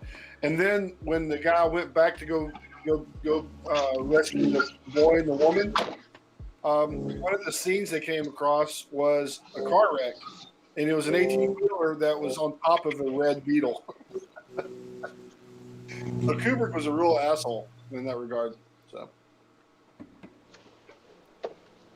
this is what I was actually talking to my wife about that the writers have really no saying what people do in their movie. Once they buy the rights to your movie, they do whatever they want. You're done. And even like I was watching the thing about on crime, they have a AMC. They did a thing about Serpico, Frank Serpico, and they did a documentary on him, about an hour and a half documentary, and he got kicked off the set of Serpico because there was a scene where they were pushing this guy's head in the toilet, and he called cut. And the director was like, "Who the hell called cut?" And Serpico said, "I did." He goes, "What the hell, man?" He goes, "We didn't do that." He goes, "This is a movie, man." He's like, "If you want to make a movie about you, name it after you. But if you're gonna make it about me, that we didn't do that." And so they said, "You know what? You can stay, but you can't stay here." And they kicked him out. Really? Yeah. I will have withdrawn the rights for them to film the movie. Yeah, he didn't. I mean, I guess money speaks on that one. Because I was talking about this with my wife. A lot of story gets they recently. My wife watched this martial arts story, and in the end, they filmed the ending, and the ending wasn't satisfying enough. But it's the book already ended. Like they continued to film story after the book, like right. As if they interpreted what the ending would be. They even filmed an additional ending, thinking that people are not gonna understand the ending well, so they like more clear version of that ending, and they charge people for it. Right. So if you want to see that ending, it's almost like video game DLC. You gotta pay additional money to see that ending. Yeah. Yep. But that ending was never in the book. So I was telling my wife, like, the book already implied the ending. To watch the ending unfold like that it pays no homage to the book. Right? It just ruins the book. And we're talking about how like the writer in Asia, they write their story, right? But once they put it on the platform, they lost the rights to that the book. The platform can sell the rights to TV maker, movie maker, and they have no say in it. They have no say in it. It's just really annoying how some of the shows totally ruins this original story. There's a really famous writer in Asia. His name is Jin Yong, and he recently died. I think he died about 4 or 5 years ago, a little bit longer than that. His 12 books are so famous. There's PhD class for that. Okay, there is a study for that because he literally built it the martial art traditional Chinese image of that story genre. So he have many times literally says, if you guys film my story like this again, I'm gonna withdraw the right and never let anybody to film my story again ever. Because they ruined it. There's so many scenes that they ruined it. That like the story doesn't match. I was taking this class where we would read these little short stories, and every time we read a short, and these were like famous short stories, you know, for American literature. And what was cool about this teacher, man, he had like a video of these. He would always show this little artistic presentation or video of that story, and it was cool. He had like Angelica Houston, and he had like some of the stories had like Eric Roberts back when he was a young guy, real young, and you'd see some name people, right, in these when they were like budding actors and stuff like that. And in every case, man, the story would they'd change shit up. They would just change stuff up. And then we watched this one about it was called Incident at Owl Creek Bridge. It was about this guy getting hung in the he was blowing up bridges and stuff back in the Civil War, and they caught him because he was a saboteur, and they were going to hang him on the bridge, right, on Owl Creek Bridge. And we're sitting there watching this show, and every detail that they showed in this movie was perfect. It was like, it was in the story. The little log that was going down the river, they showed it. When he gets out of the water and he looks at the twig, they showed that. I mean, they took painstaking effort to make it exactly like the story. And they get to the very end and they change it. It's like 99% of this story was exact. And then they get to the very end and they changed it up. And it's like, shit. So not one story was the same. There's always that Hollywood flair, right? They want to change it up a little bit. Here's the thing, though. I think I had this argument back in the days with somebody else. But do you guys think there is such thing as a movie spoiler? Movie spoiler? What do you mean? When somebody tells you a detail about a movie, you think that they spoil the movie for you? Some people like to be surprised and discovered on their own. I don't really care too much. But here's the thing, though. You already knew some of the stuff. Like, you go to see a movie because of a book. If you read the book, it has already been spoiled, right? And another thing is, isn't all trailer spoilers? Because trailer shows you the most exciting part of the movie. Well, I think if the trailer has a lot of information in it, it almost shows you the whole movie, the movie generally sucks. I've noticed that. But if the trailer doesn't hardly show you anything, and because you see some that show very little detail and some show a lot of detail, and the ones that show very little detail wind up being the better movies. But that's the thing, though. Like, for example, a lot of people watch Lord of the Rings because they're a fan of Lord of the Rings, right? Right. I remember there was a huge thing where one of the Lord of the Rings came out or something. Was it Lord of the Rings or another thing? But it's like. No, it was Harry Potter, I think. It's like Dumbledore died or something like that. Everybody went out and just started screaming that, and people was like, "Oh, you ruined the movie for me!" Blah, blah. Dude, you guys read the book. Don't tell people that they ruined the movie for you. You knew it was gonna happen somewhere. Yeah. But people like, "Oh, you ruined the movie for me. I'm not gonna enjoy the movie." That's bullshit. I think that even if you know what's gonna happen, like, do you expect to go to watch a superhero movie where the ending was superhero loss? Nah. Like, do you any of you expect to watch a Batman movie where at the end of the movie was Batman lost? Right? You don't. You already know the ending. You just want to see how it unfolds, how they filmed it. Yeah, I think that's the key is the art of filming, and how they tell the story, and also what I like to see is how they pay homage to other film scenes in their movie. I see that a lot where they'll do certain scenes that come from other movies. Daniel Martin, I have the music going because it was too quiet. But like with the music going with Martin's background, it became like a train wreck. So, Okay. but yeah, I had the music going. So yeah, I had the argument with somebody because somebody said that I because I mentioned certain things, I kind of spoiled the movie. I was like, I didn't spoil the movie. I tell you the element that you expected to be in the movie, right? I think it depends on why they're watching the movie. Well, usually the people that hate the spoiler are something like Star Trek, Star Wars, Lord of the Rings, that kind of long series movie, right? They're like next big blockbuster hits. And I think the difference, whether or not they had a book. If they had a book, they already spoiled it, right? If they had a book, they already spoiled it. So there's no secrets there. I mean, I can understand like Star Wars, because there's, it's not based on the book. They wrote new script for those episode 1, episode 2, whatever. Right. So that, if you spoiled it, then yeah, sure, it will suck. But doesn't it stop them from watching the movie? Like, I can go out and spoil completely false information. And you say, oh, I spoiled it, but without watching, you wouldn't know. Right? You still want to see it. What I hate is that see a movie trailer that has really awesome scenes and they cut it from the movie. Oh, yeah. You're waiting to see it? Yeah. Yeah, that'd suck. I hate those. I literally hate those. I don't like to go to a movie where like I was waiting for that certain funny part and that never happened. Yeah.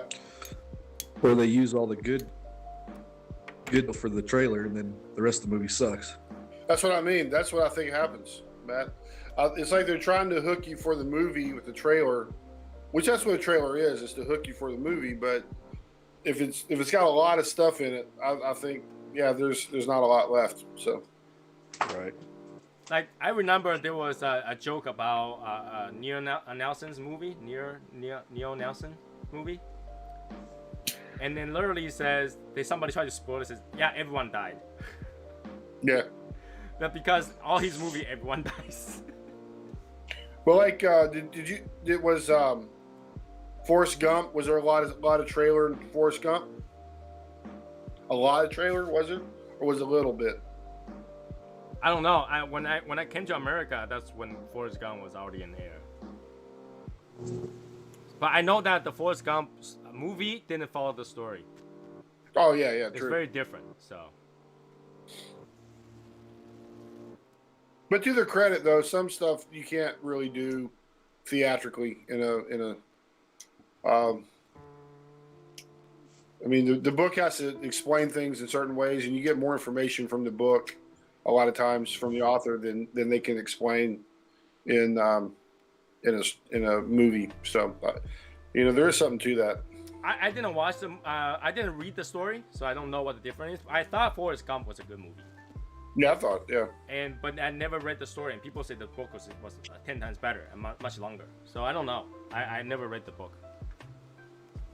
But Tom Hanks did a good job, and that was a good movie. So yeah. But talking about movie, I haven't been watching any movie lately. Like, I haven't go to the theater for a long time. Oh yeah, who has, right? They all been shut down. So I don't know. I people are talking about good movies and stuff like that. I was like, I haven't seen any movies. Like, I know that there was like a new Wonder Woman movie. There was like a new Justice League movie. I didn't see any of those. Like, I know that they went to straight to like Netflix and stuff like that. I didn't see it. Oh, I'll tell you this. The Blacklist pissed me off. Because the one became animated, right? You told me that. Yeah, that pissed me off. That was just the whole. We have to do it a certain way. But the question is, do you rather for them to cancel it temporarily for another 2 or 3 years? Well, I'm waiting for Mindhunter?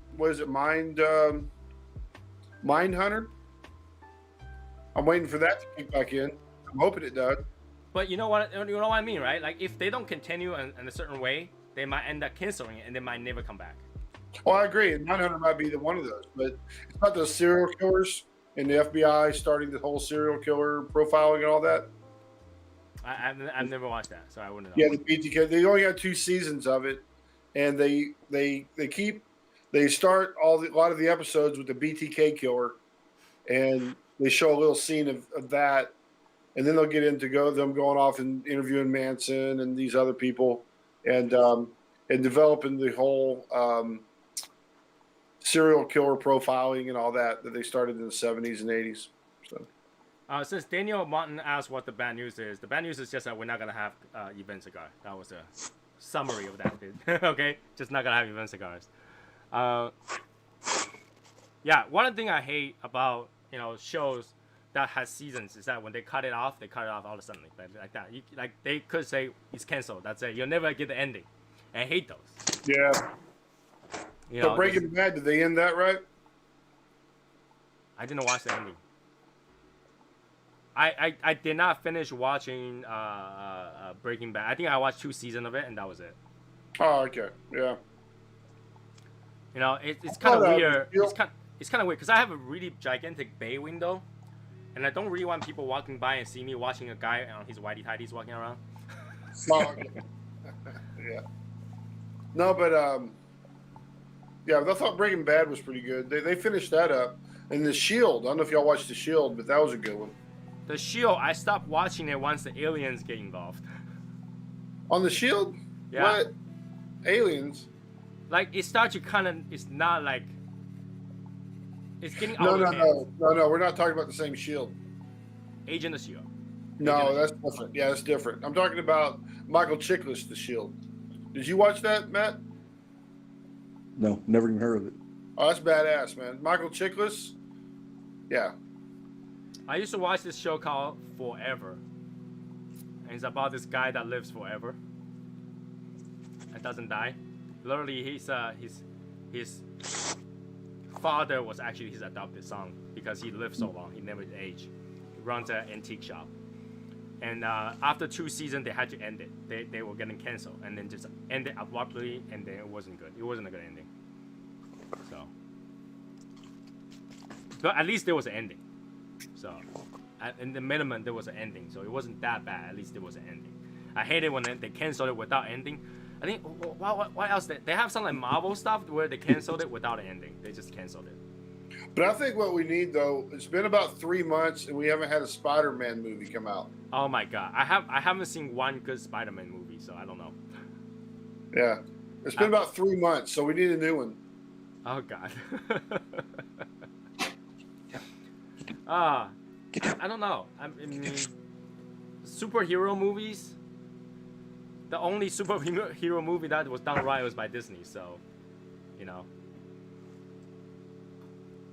Daniel Martin also stopped watching Marvel, the Agent of Shield. Yeah, because they just go all over the place. I have no idea what they're talking about. Like, I don't know if my English was bad or their depiction was bad.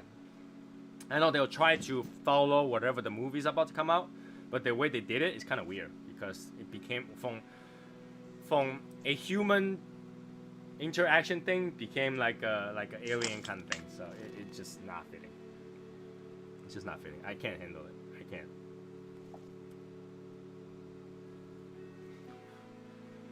So yeah, let's talk about the silent cigar. I think that was the lamest thing ever. Silent cigar, the one for the Green Monster, they got canceled. Like, they got held back. I think it's literally, if they already made the packaging and stuff, it had to be canceled last minute. I think they can't just go and change the packaging. Well, they changed it because of the whole thing with the ball field. Or yeah, they canceled it because they wanted it to be represented with something to do with the ball field. Right. And since they couldn't do that, they completely just. So it was because the baseball field, or was it because Tatuaje? Well, it's because Tatuaje, because he's got rights to Monster. But yeah, the whole thing behind the ball thing, behind the Green Monster was the ball field. Fenway. Yeah, it was Fenway Ballpark. That green boy is called the Green Monster. I don't know why they even have a say in it, because the word monster, Tatuaje spelled it monster and they spell it monster. Well, yeah, I mean, it still sounds the same. But it's different words. That's just like saying that, like the cookie, right? Chocolate chip cookie one, well, looks like Cookie Monster, but they were able to release it.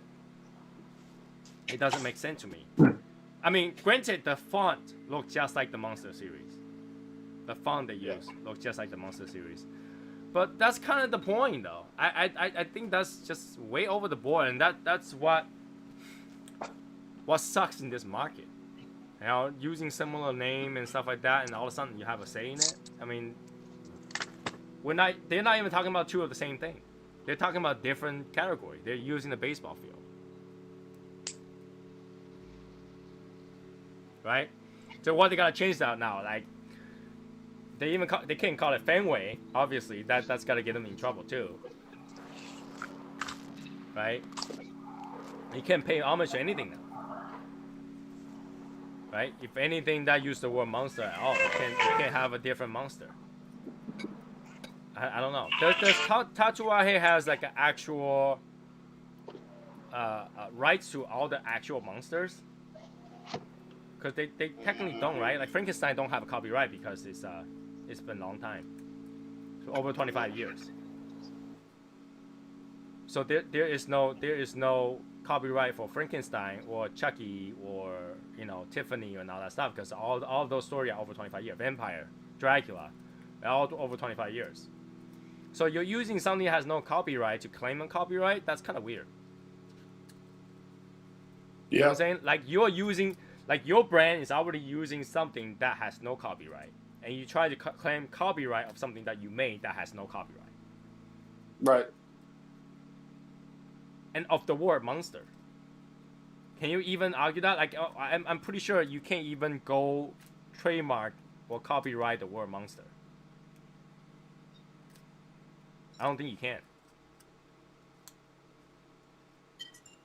I mean, the only thing that you can do is bully them by going to court, and then they had to deal with the court. And you're not gonna win, because in the end, it's a common word. Right? It's a common word. It's not exact. It's common words, and they are describing something totally different. Right? Because if they go to court and says, oh yeah, they infringe our rights to the Monster series, well, the guy just had to argue that, it's not the Monster series that they're talking about. They're talking about the Fenway, which is there. And they couldn't trademark the word monster anyway, because none of the Monster series name is called Green Monster. Is there? I don't know. People in the chat room, let me know if there is the 13 monster. Is there one that's Green Monster? There isn't. They call it the Monster series, but they don't have a Green Monster in there. So I don't know how that will stop anybody using that name. I know it's similar, but you can't trademark one word, one common word, right? Yeah, I don't think you can, but it won't stop them from filing a lawsuit. And that's the thing. I think the only thing they can do is bully them to go to court, and they're not gonna lose. I don't think they will lose in terms of that, because it's a common word. Just like when I tried to trademark Shadow Smoke Legion, I cannot trademark Shadow by itself, Smokers by itself, or Legion by itself. So they can't just say you cannot use the word monster, because you don't have the rights to the word monster. Right. I agree. And it's not even spelled the same.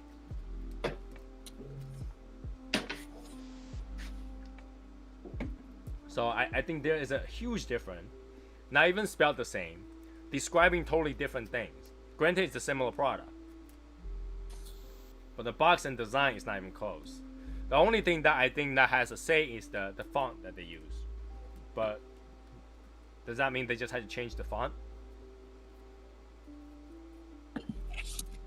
So I think there's a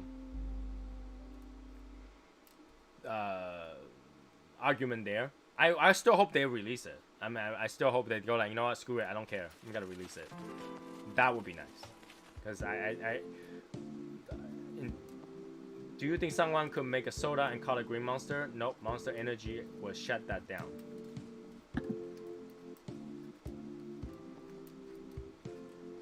But that's different. Monster Energy, literally, their name is Monster Energy. right? So if you make a Monster soda that has, obviously it's implying Monster Energy kind of drink. So I would say that's different because, like, Tachuahe's brand isn't Monster. The Swamp Thing is the only green monster there is a Swamp Thing cigar, which is ironic. I don't know. I really do hope they release it. I think that, it's something that I definitely will buy. Right? But bowling other people like that doesn't make sense. Doesn't make sense. It kind of kills the creativity. It kills the market. It kills the it's almost like nowadays with the online IPs, trademark and stuff like that. Literally anything similar you cannot make, right? You kill the options. Like, you don't want to make it, and you won't allow anybody else to make it.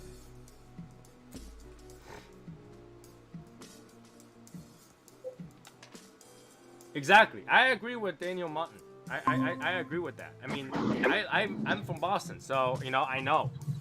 Green Monster over here, everybody knows Fenway Park, right? So for them to relate it to Takuahe's Monster series, there's like not even close. Not even close. In my opinion, not even close.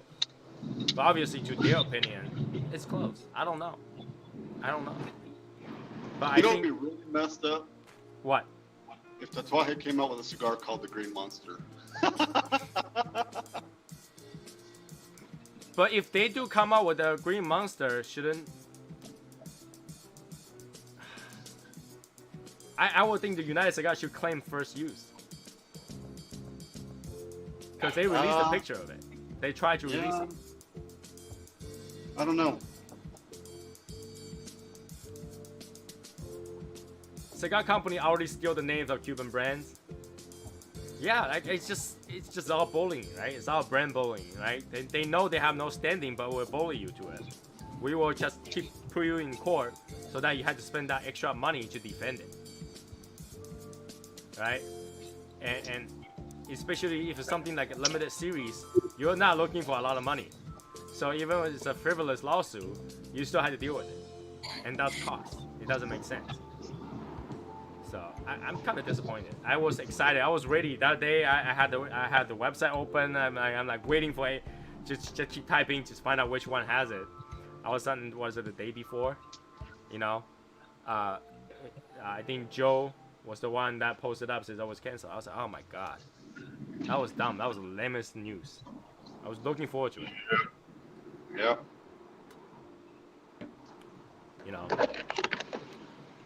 I mean, I will be fine if Tachuahe was like, you know what, you guys can't make it because we're going to make it. Then that's one thing, right? But if it's not, then don't stop other people making it. Right? Don't stop other people making it because you think that it's similar to your stuff, but you're not gonna release it. So us as a consumer, it's our loss. Right? I could have a little tiny box that looks like Fenway, home base thing, right here. So, but no, it's gone. That screwed up for everybody. Right? It's like party pooper, really. Yeah. Hey, so go out and buy some Tuates, man. Say that again? Go out and buy some Tuate cigars, man. No, just for that, Yeah. I don't want to go buy it. Use the money that you're gonna, spend on the Monster, and buy some Tuate cigars, man. No, that actually that kind of stuff make me don't want to buy certain things. Right. And I mean, it's the same way as Drew Estate cigars, kind of, because they bully people when they use the word rats. If you want to use the word rats, you're screwed. It's just bullying. I don't like that. Like, I know it's. I just feel like as a consumer we lost out because someone decided that, it sounds similar. I'm not even talking about the same thing. If it's the same thing, yeah, sure, but they're not even talking about the same thing. You know, if General Cigar or United Cigar decide to make, we gotta make our own monster series where everything's a monster. Okay, I see a problem with that.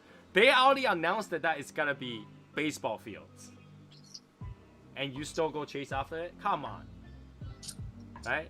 Come on. Especially something that you knew there's not much copyright to it. I don't know. Did they even copyright those? You can't, because those things don't have copyright. They were story characters. They already over 25 years. They can't. Yeah, this complicates it.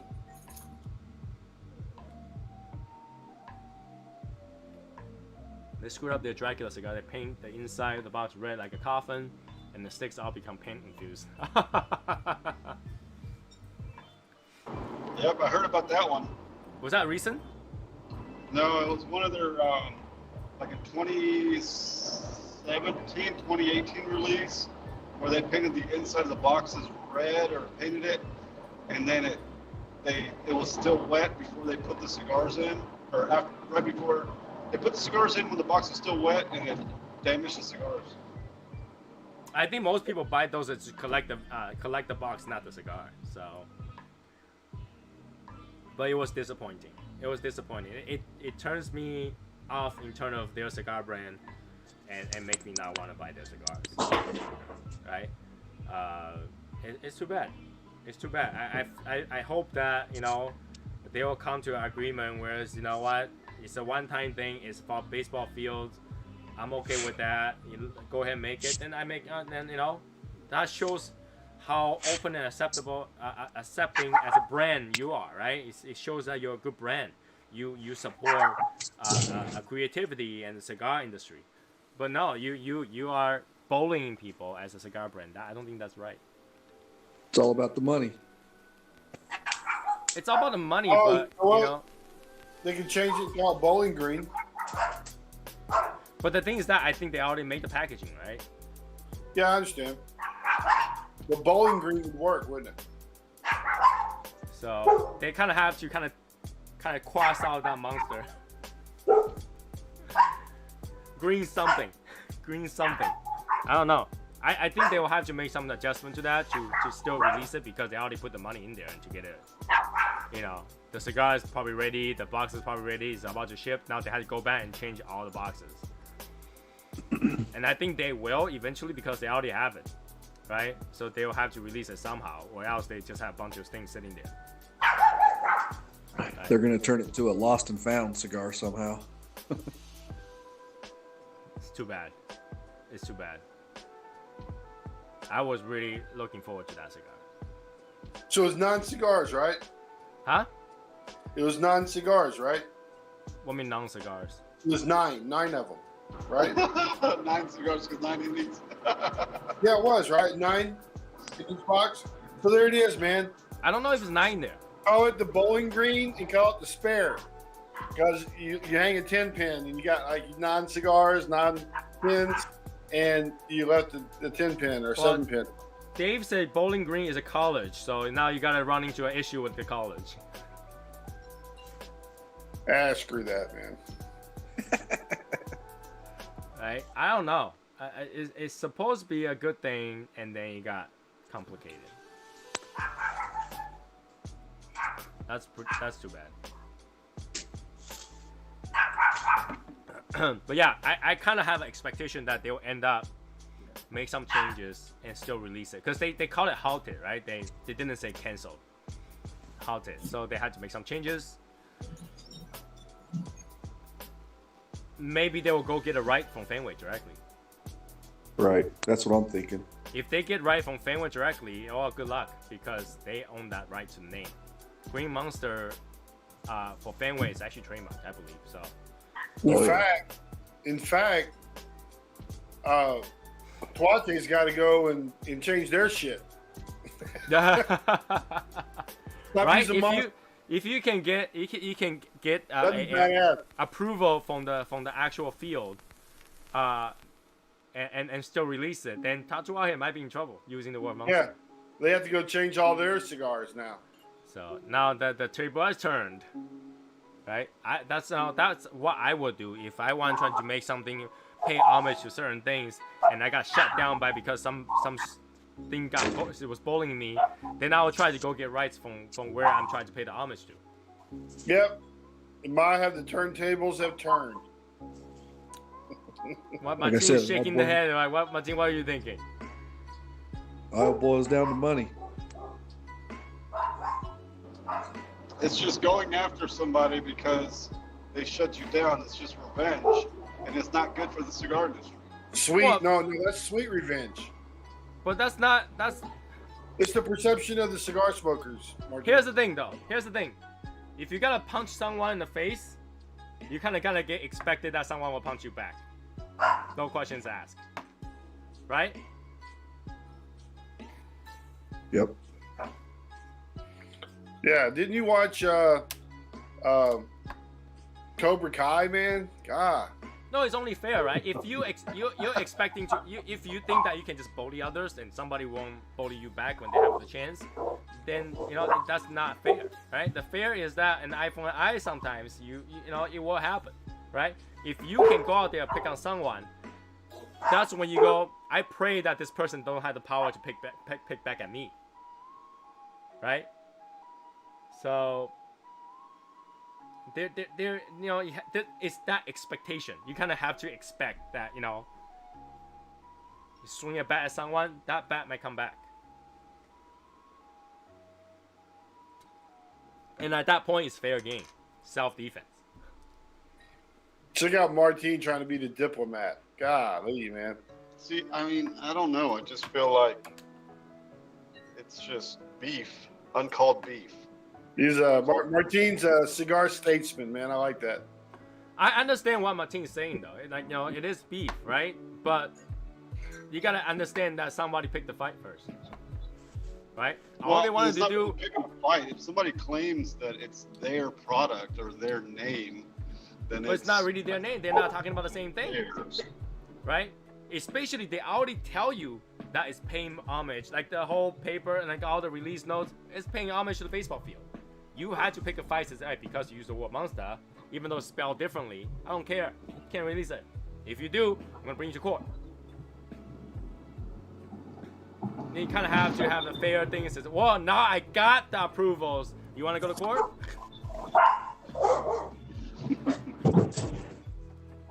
Right? So it's only fair. If you gotta play the game, it's only fair. Gary says that he had the Trinidad Espiritu today. I actually think that the U.S. Trinidad, the logo actually looks more fancy than the Cuban. It's actually pretty nicely colored, stuff like that. Yep. But does it smoke as good? I don't know. I actually feel like they're not even close to two of the different things. They're not even similar in flavor. So, but yeah, that's pretty much all I have thinking about cigars. I mean, last week all I think about is that cigar, and this week I don't have it. I don't have it. So we don't have the green monster, and we don't have the event cigar. What the fuck? It's out of my control. It's out of my Two control. strikes. Right? If it's within my control, if I own the factory, if I have the say in it, then I'll be like, hey, let's do it. But we really don't have the say in it. I mean, I dive into this, heads first to get this started early in the year, and just nothing happened. So I can't do anything about that. Right? I already got the labels, all stuff all made. It's all like, I showed it to you guys, it's all here, but I can't do anything about it. The blend is not there, and the cigar is not there. Like, literally, the whole thing doesn't exist yet. It truly is a lost blend, man. Yeah, it truly is a lost blend. It's gone. I mean, I just don't have it. I don't want to set you guys' expectations so high, where by June I say, well, still nothing happened yet. I wanted to let you guys know that, we decided to move on from that, even though we don't have it right now, doesn't mean in the future we will. So what was this? The name of the cigar going to be? It was gonna be the Lost Blend. Okay. but it's literally lost. I guess we jinxed it. Martine, are you just driving, or are you He going? just goes all over the place. I went to. I got a mobile lounge, man. I got to move around. No, I had to go drop Stacy off her charger. She was wanting to get some schoolwork done on her brakes. Okay. But yeah, it's unfortunate that we have this bad news, but I want to deliver to you guys. I'm the type of person that I rather have a direction and a goal than waiting. So when I decide on that, I just want, you know what, we move on from that, get it quick, so that we can move on and do something else, rather than continue to linger on something that we know might not make it, right? And I don't want to be like, it will be much worse of a news if I tell you guys this by August, that we're not gonna have that cigar, versus now, and then we can move on from that. It's all right. Right? In the end, it's the companion that matters. To me, the event will be just as good with or without that cigar. Oh yeah, So, I agree. I mean, right? that's all we're going for anyway. That's the main reason we're going. Yeah, we really, like, when we first talking about this meet, we didn't even think about cigars. We're just thinking about to meet and then have cigars together, right? It would be nice to have that cigar, since that was an idea from last year. But, now we're in this year, timing, situation just don't allow it. And it's not worth it to keep lingering on some on the idea, on the project that we can do. So basically, yeah, that's the way I was like, you know what, I'm gonna take the money back from doing that and now do something else, which I don't really mind, because I still have to fill all those coffee orders that I promised to fill. So I will have a lot of coffee. So Right. explain this coffee thing to me. Is that your coffee? I got it from what is the manufacturer? No, factory? No, farmers. Okay. So I got it directly from the source. Okay. But when you order directly from the source, you have to commit to a business account. Okay. Like when you get wholesale stuff, you gotta commit to an account to get wholesale. So when I get it, I was like, okay, why don't you give me these first, and I'll go set up an account. I never did. I thought that they would never get me for that. And then after I got it, I got a additional invoice, the request to fill MOQ, which is minimum order quantities. And that on there it says 10 kilograms. So they are asking me for my account number. They're asking like when I'm gonna fill that number and minimum order and all that stuff. So now I have to go literally set up an account to do it, right? Because now they have to go report. They have to tax their things. They have to prove that they sell it to someone, especially they export it, right? They have a record of exporting. So they have a record exporting. Now I had to fill the promise. So I had to go set up a company. I literally had to do everything from scratch. I had to set up a company, set up an office, set up a website that shows that the product is being used commercially, and all that stuff, and fill the minimum order. What's up, Daniel? Hey, Daniel. So Big this dude. thing man. went from a regular $400-500 order to a almost $10,000 project.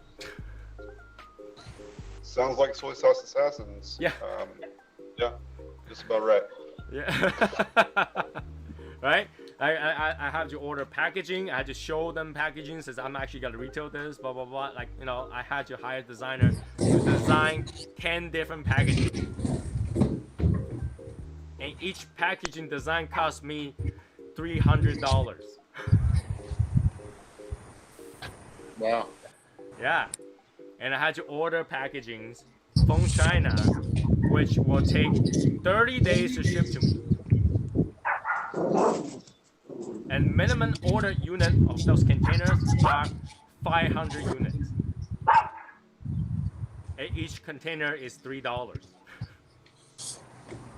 Wow. Yeah. So like I was like, okay, all right. Once you get here, I put it together, put it on the website. Whoever wants and gets it, right? But for now, just the Tim will have it. Tim will have it, and if you do good, Tim can continue to retail those. If not, I'll just sell it as beans. I mean, I'm just sell it to someone else. So I had to get rid of it basically, and try to lose as little money as possible. Because, so I don't want to get into a legal problem where like I have to go to Taiwan and defend my legal issues.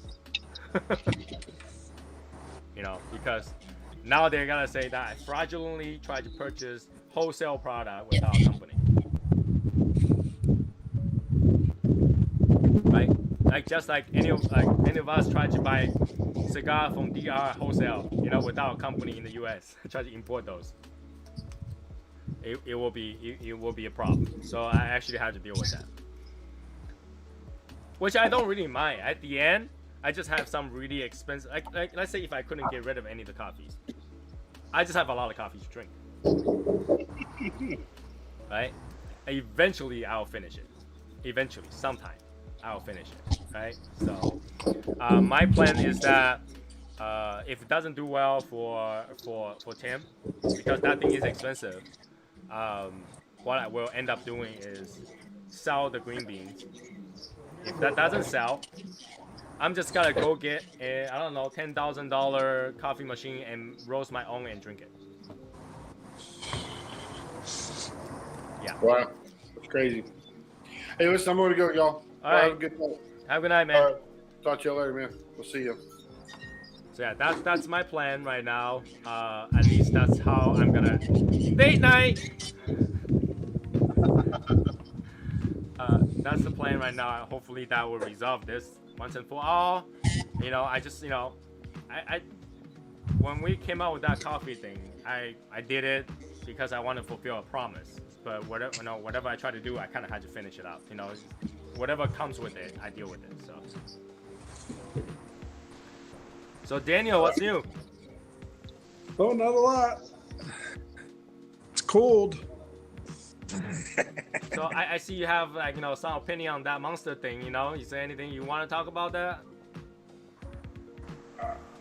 Nothing more than I already said. I think the concepts are two different concepts. I agree. And I don't think they're related as far as the concepts go. So I mean, I struggle with that just because the word is used in different contexts. I think they need to let it slide. Like I said, I think the biggest problem is that they're using the same font. They're using that monster I see. font. I didn't see the font, so I don't know that.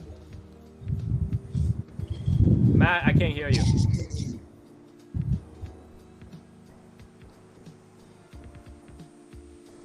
Nope. Did he say I'll pass? But yeah, that's too bad. I was looking forward to it. Unfortunately, that's not gonna go. But Martin, when you gotta try that coffee anyway? Oh man, I got so much shit I'm doing. I'm gonna do it eventually. I've got the coffee. I've got the grinder. So it's gonna be its own separate video. Yeah, you got everything already, and I can't believe you still don't have it. I'm gonna send you some of those bags that I talked about. You can just literally put it over and pour water over it. Oh, okay. I know what you're talking about. Right? Because you don't have a pour over kit, right? You don't. So. I've got a French press. Yeah, but that's for pour over. So you just put the coffee grounds in it and dump water through it, and it's done. Okay. So Matt, go ahead. I think when they said anything about baseball, it's when they were like, whoa, that's ours. What do you mean when they say anything about baseball? Because they don't have The anything monster. baseball, do they? The monster cigar. Right. But you think it has to do with baseball and not Monster? Yeah, Matt, you're saying that when they say anything about baseball, they say, whoa, that's ours. But Tatuaje don't have a baseball line, do they? Well, but they were paying homage to baseball, they said. To the field. That's what I'm saying. So that has nothing to do with Tatuaje's line. No, I know that. But that's why the Red Sox were going, hey, no, that's not going to happen. Wait, is it Red Sox that says no, or is it Tatuaje that says no? I thought it was Tatuaje. So did I. I thought it was the Red Sox. Not that I know. I think Red Sox technically have no say in it too, because they're totally, because even though he's paying homage, it's not actual name either. Right. So. But you're still, I think it was too close to their affiliation to say. And then, I guess in the end we need to find out who was the one that's bullying. Like who is We're the one not that says gonna hell no. We won't know. Right? And see, that's part of the problem is when they're so ambiguous on the explanation, it leads to speculation, which means Right. false parties are getting blamed for things that they may not be involved with. The Right. They thing just that, need to put it out there saying, hey, here's the this thing. infringed on baseball or this infringed on Tatuaje. but here's the thing. This is why we're guessing, because they say that they had to cover or change part of the product's name. Yes. Green is not gonna be a problem. So the next thing is Monster that has a problem. It's kind of like cross elimination. Which word has a problem, right? There's only 2 words, right? So which word has a problem? That has to be the Monster. Well, then, baseball has a thing about tobacco now, so that's why they might be throwing their hands up and saying, no, can't do that. Baseball, well, but that's the thing. They're not just releasing this one, right? They're doing that for all the other baseball field as well, Oh, I didn't know that. right? Yeah, I well, thought they were doing it's a series. Yeah, it's supposed to be a series. But what other Yeah. baseball? I mean, you're really only talking Fenway and Wrigley. What other baseball fields are really well known? How about I mean, those are Yankees? really. Well, you got Three River Stadium for the Pirates. Which one is the Chicago, the Cubs? Wrigley. That's Wrigley. Okay. Yankee stadiums are well known. Yeah, but they For don't what? have anything that's Yeah, like for what though? they're known for, Well, you can just name it Yankee. Well, that would be the Yankees and not the stadium. I think this is homage Right. to stadiums, isn't it? Right. But I But- don't know. I mean, that's what I'm- part of the problem is what is the concept? Yeah, I mean, that's But part it of might- the problem is what are they and it trying might to not be accomplish? it might not be the Red Sox saying this. It might be MLB, the Yeah, it president. might be. Let's see, the whole thing behind But that it, doesn't make sense because they have cigars that's baseball shape, baseball bat shape. They had to censor out the word Right. monster. But I don't think they can regulate shapes of things because how's that going? They don't 'Cause they they call don't it say baseball. baseball and say or a picture. Well, because I of have a the bat and the say, big poppy, Louisville or Yeah, whatever. Big the Poppy is bat- still it's baseball But it's- related. but Yeah, it's and his. even the LFD. The LFD has a baseball bat cigar. But it's named after them though, not the baseball fields. Well, that's the thing. So the Does Big Poppy- MLB actually have a say about the fields? I would think. Yeah. I don't know. It is what it is. It is what it is. They own it. MLB don't own the field. No, but they're the majority They have to be stakeholder. tied in somehow, though, legally Yep. wise. They have because they have the marketing rights. They have the rights to show the games. I mean, Yeah, right to there's got show be the some game, sort of but legal the concept. field's owned by the baseball team owners, no? Yes. It comes down to but- the contract and what the contract says. Yeah. And again, it's speculation. Nobody knows because it's so ambiguous. Ah, It just gets deeper and deeper. I know, right? Too deep for the concept. Too deep for the concept. Is that a Nike shirt you're wearing, Tony? Say what? Is that a Nike shirt you're wearing? This shirt? Yeah. No. Okay. Why? Well, I have one that half of it is exact same camo. It's No, Nike. I think this is either Uniqlo or some cheap brand that my wife just went out and buy it. Because the thing about t-shirts, I have so many t-shirts. All of them has like cigar ash holes on it. So she will just keep buying me t-shirts that I can just destroy. Because whenever ash falls down, even though it's a split second, it will burn through a hole. Yep. Yeah, cotton doesn't last long with fire. Yeah. That's Nope. But even just like dust off, it will make a hole. So it doesn't last long. So she would just go buy those t-shirts, you know, cheap or cute t-shirts, and I'll just wear them for smoking. Anyway, so it's 11:11. I think we're done for tonight.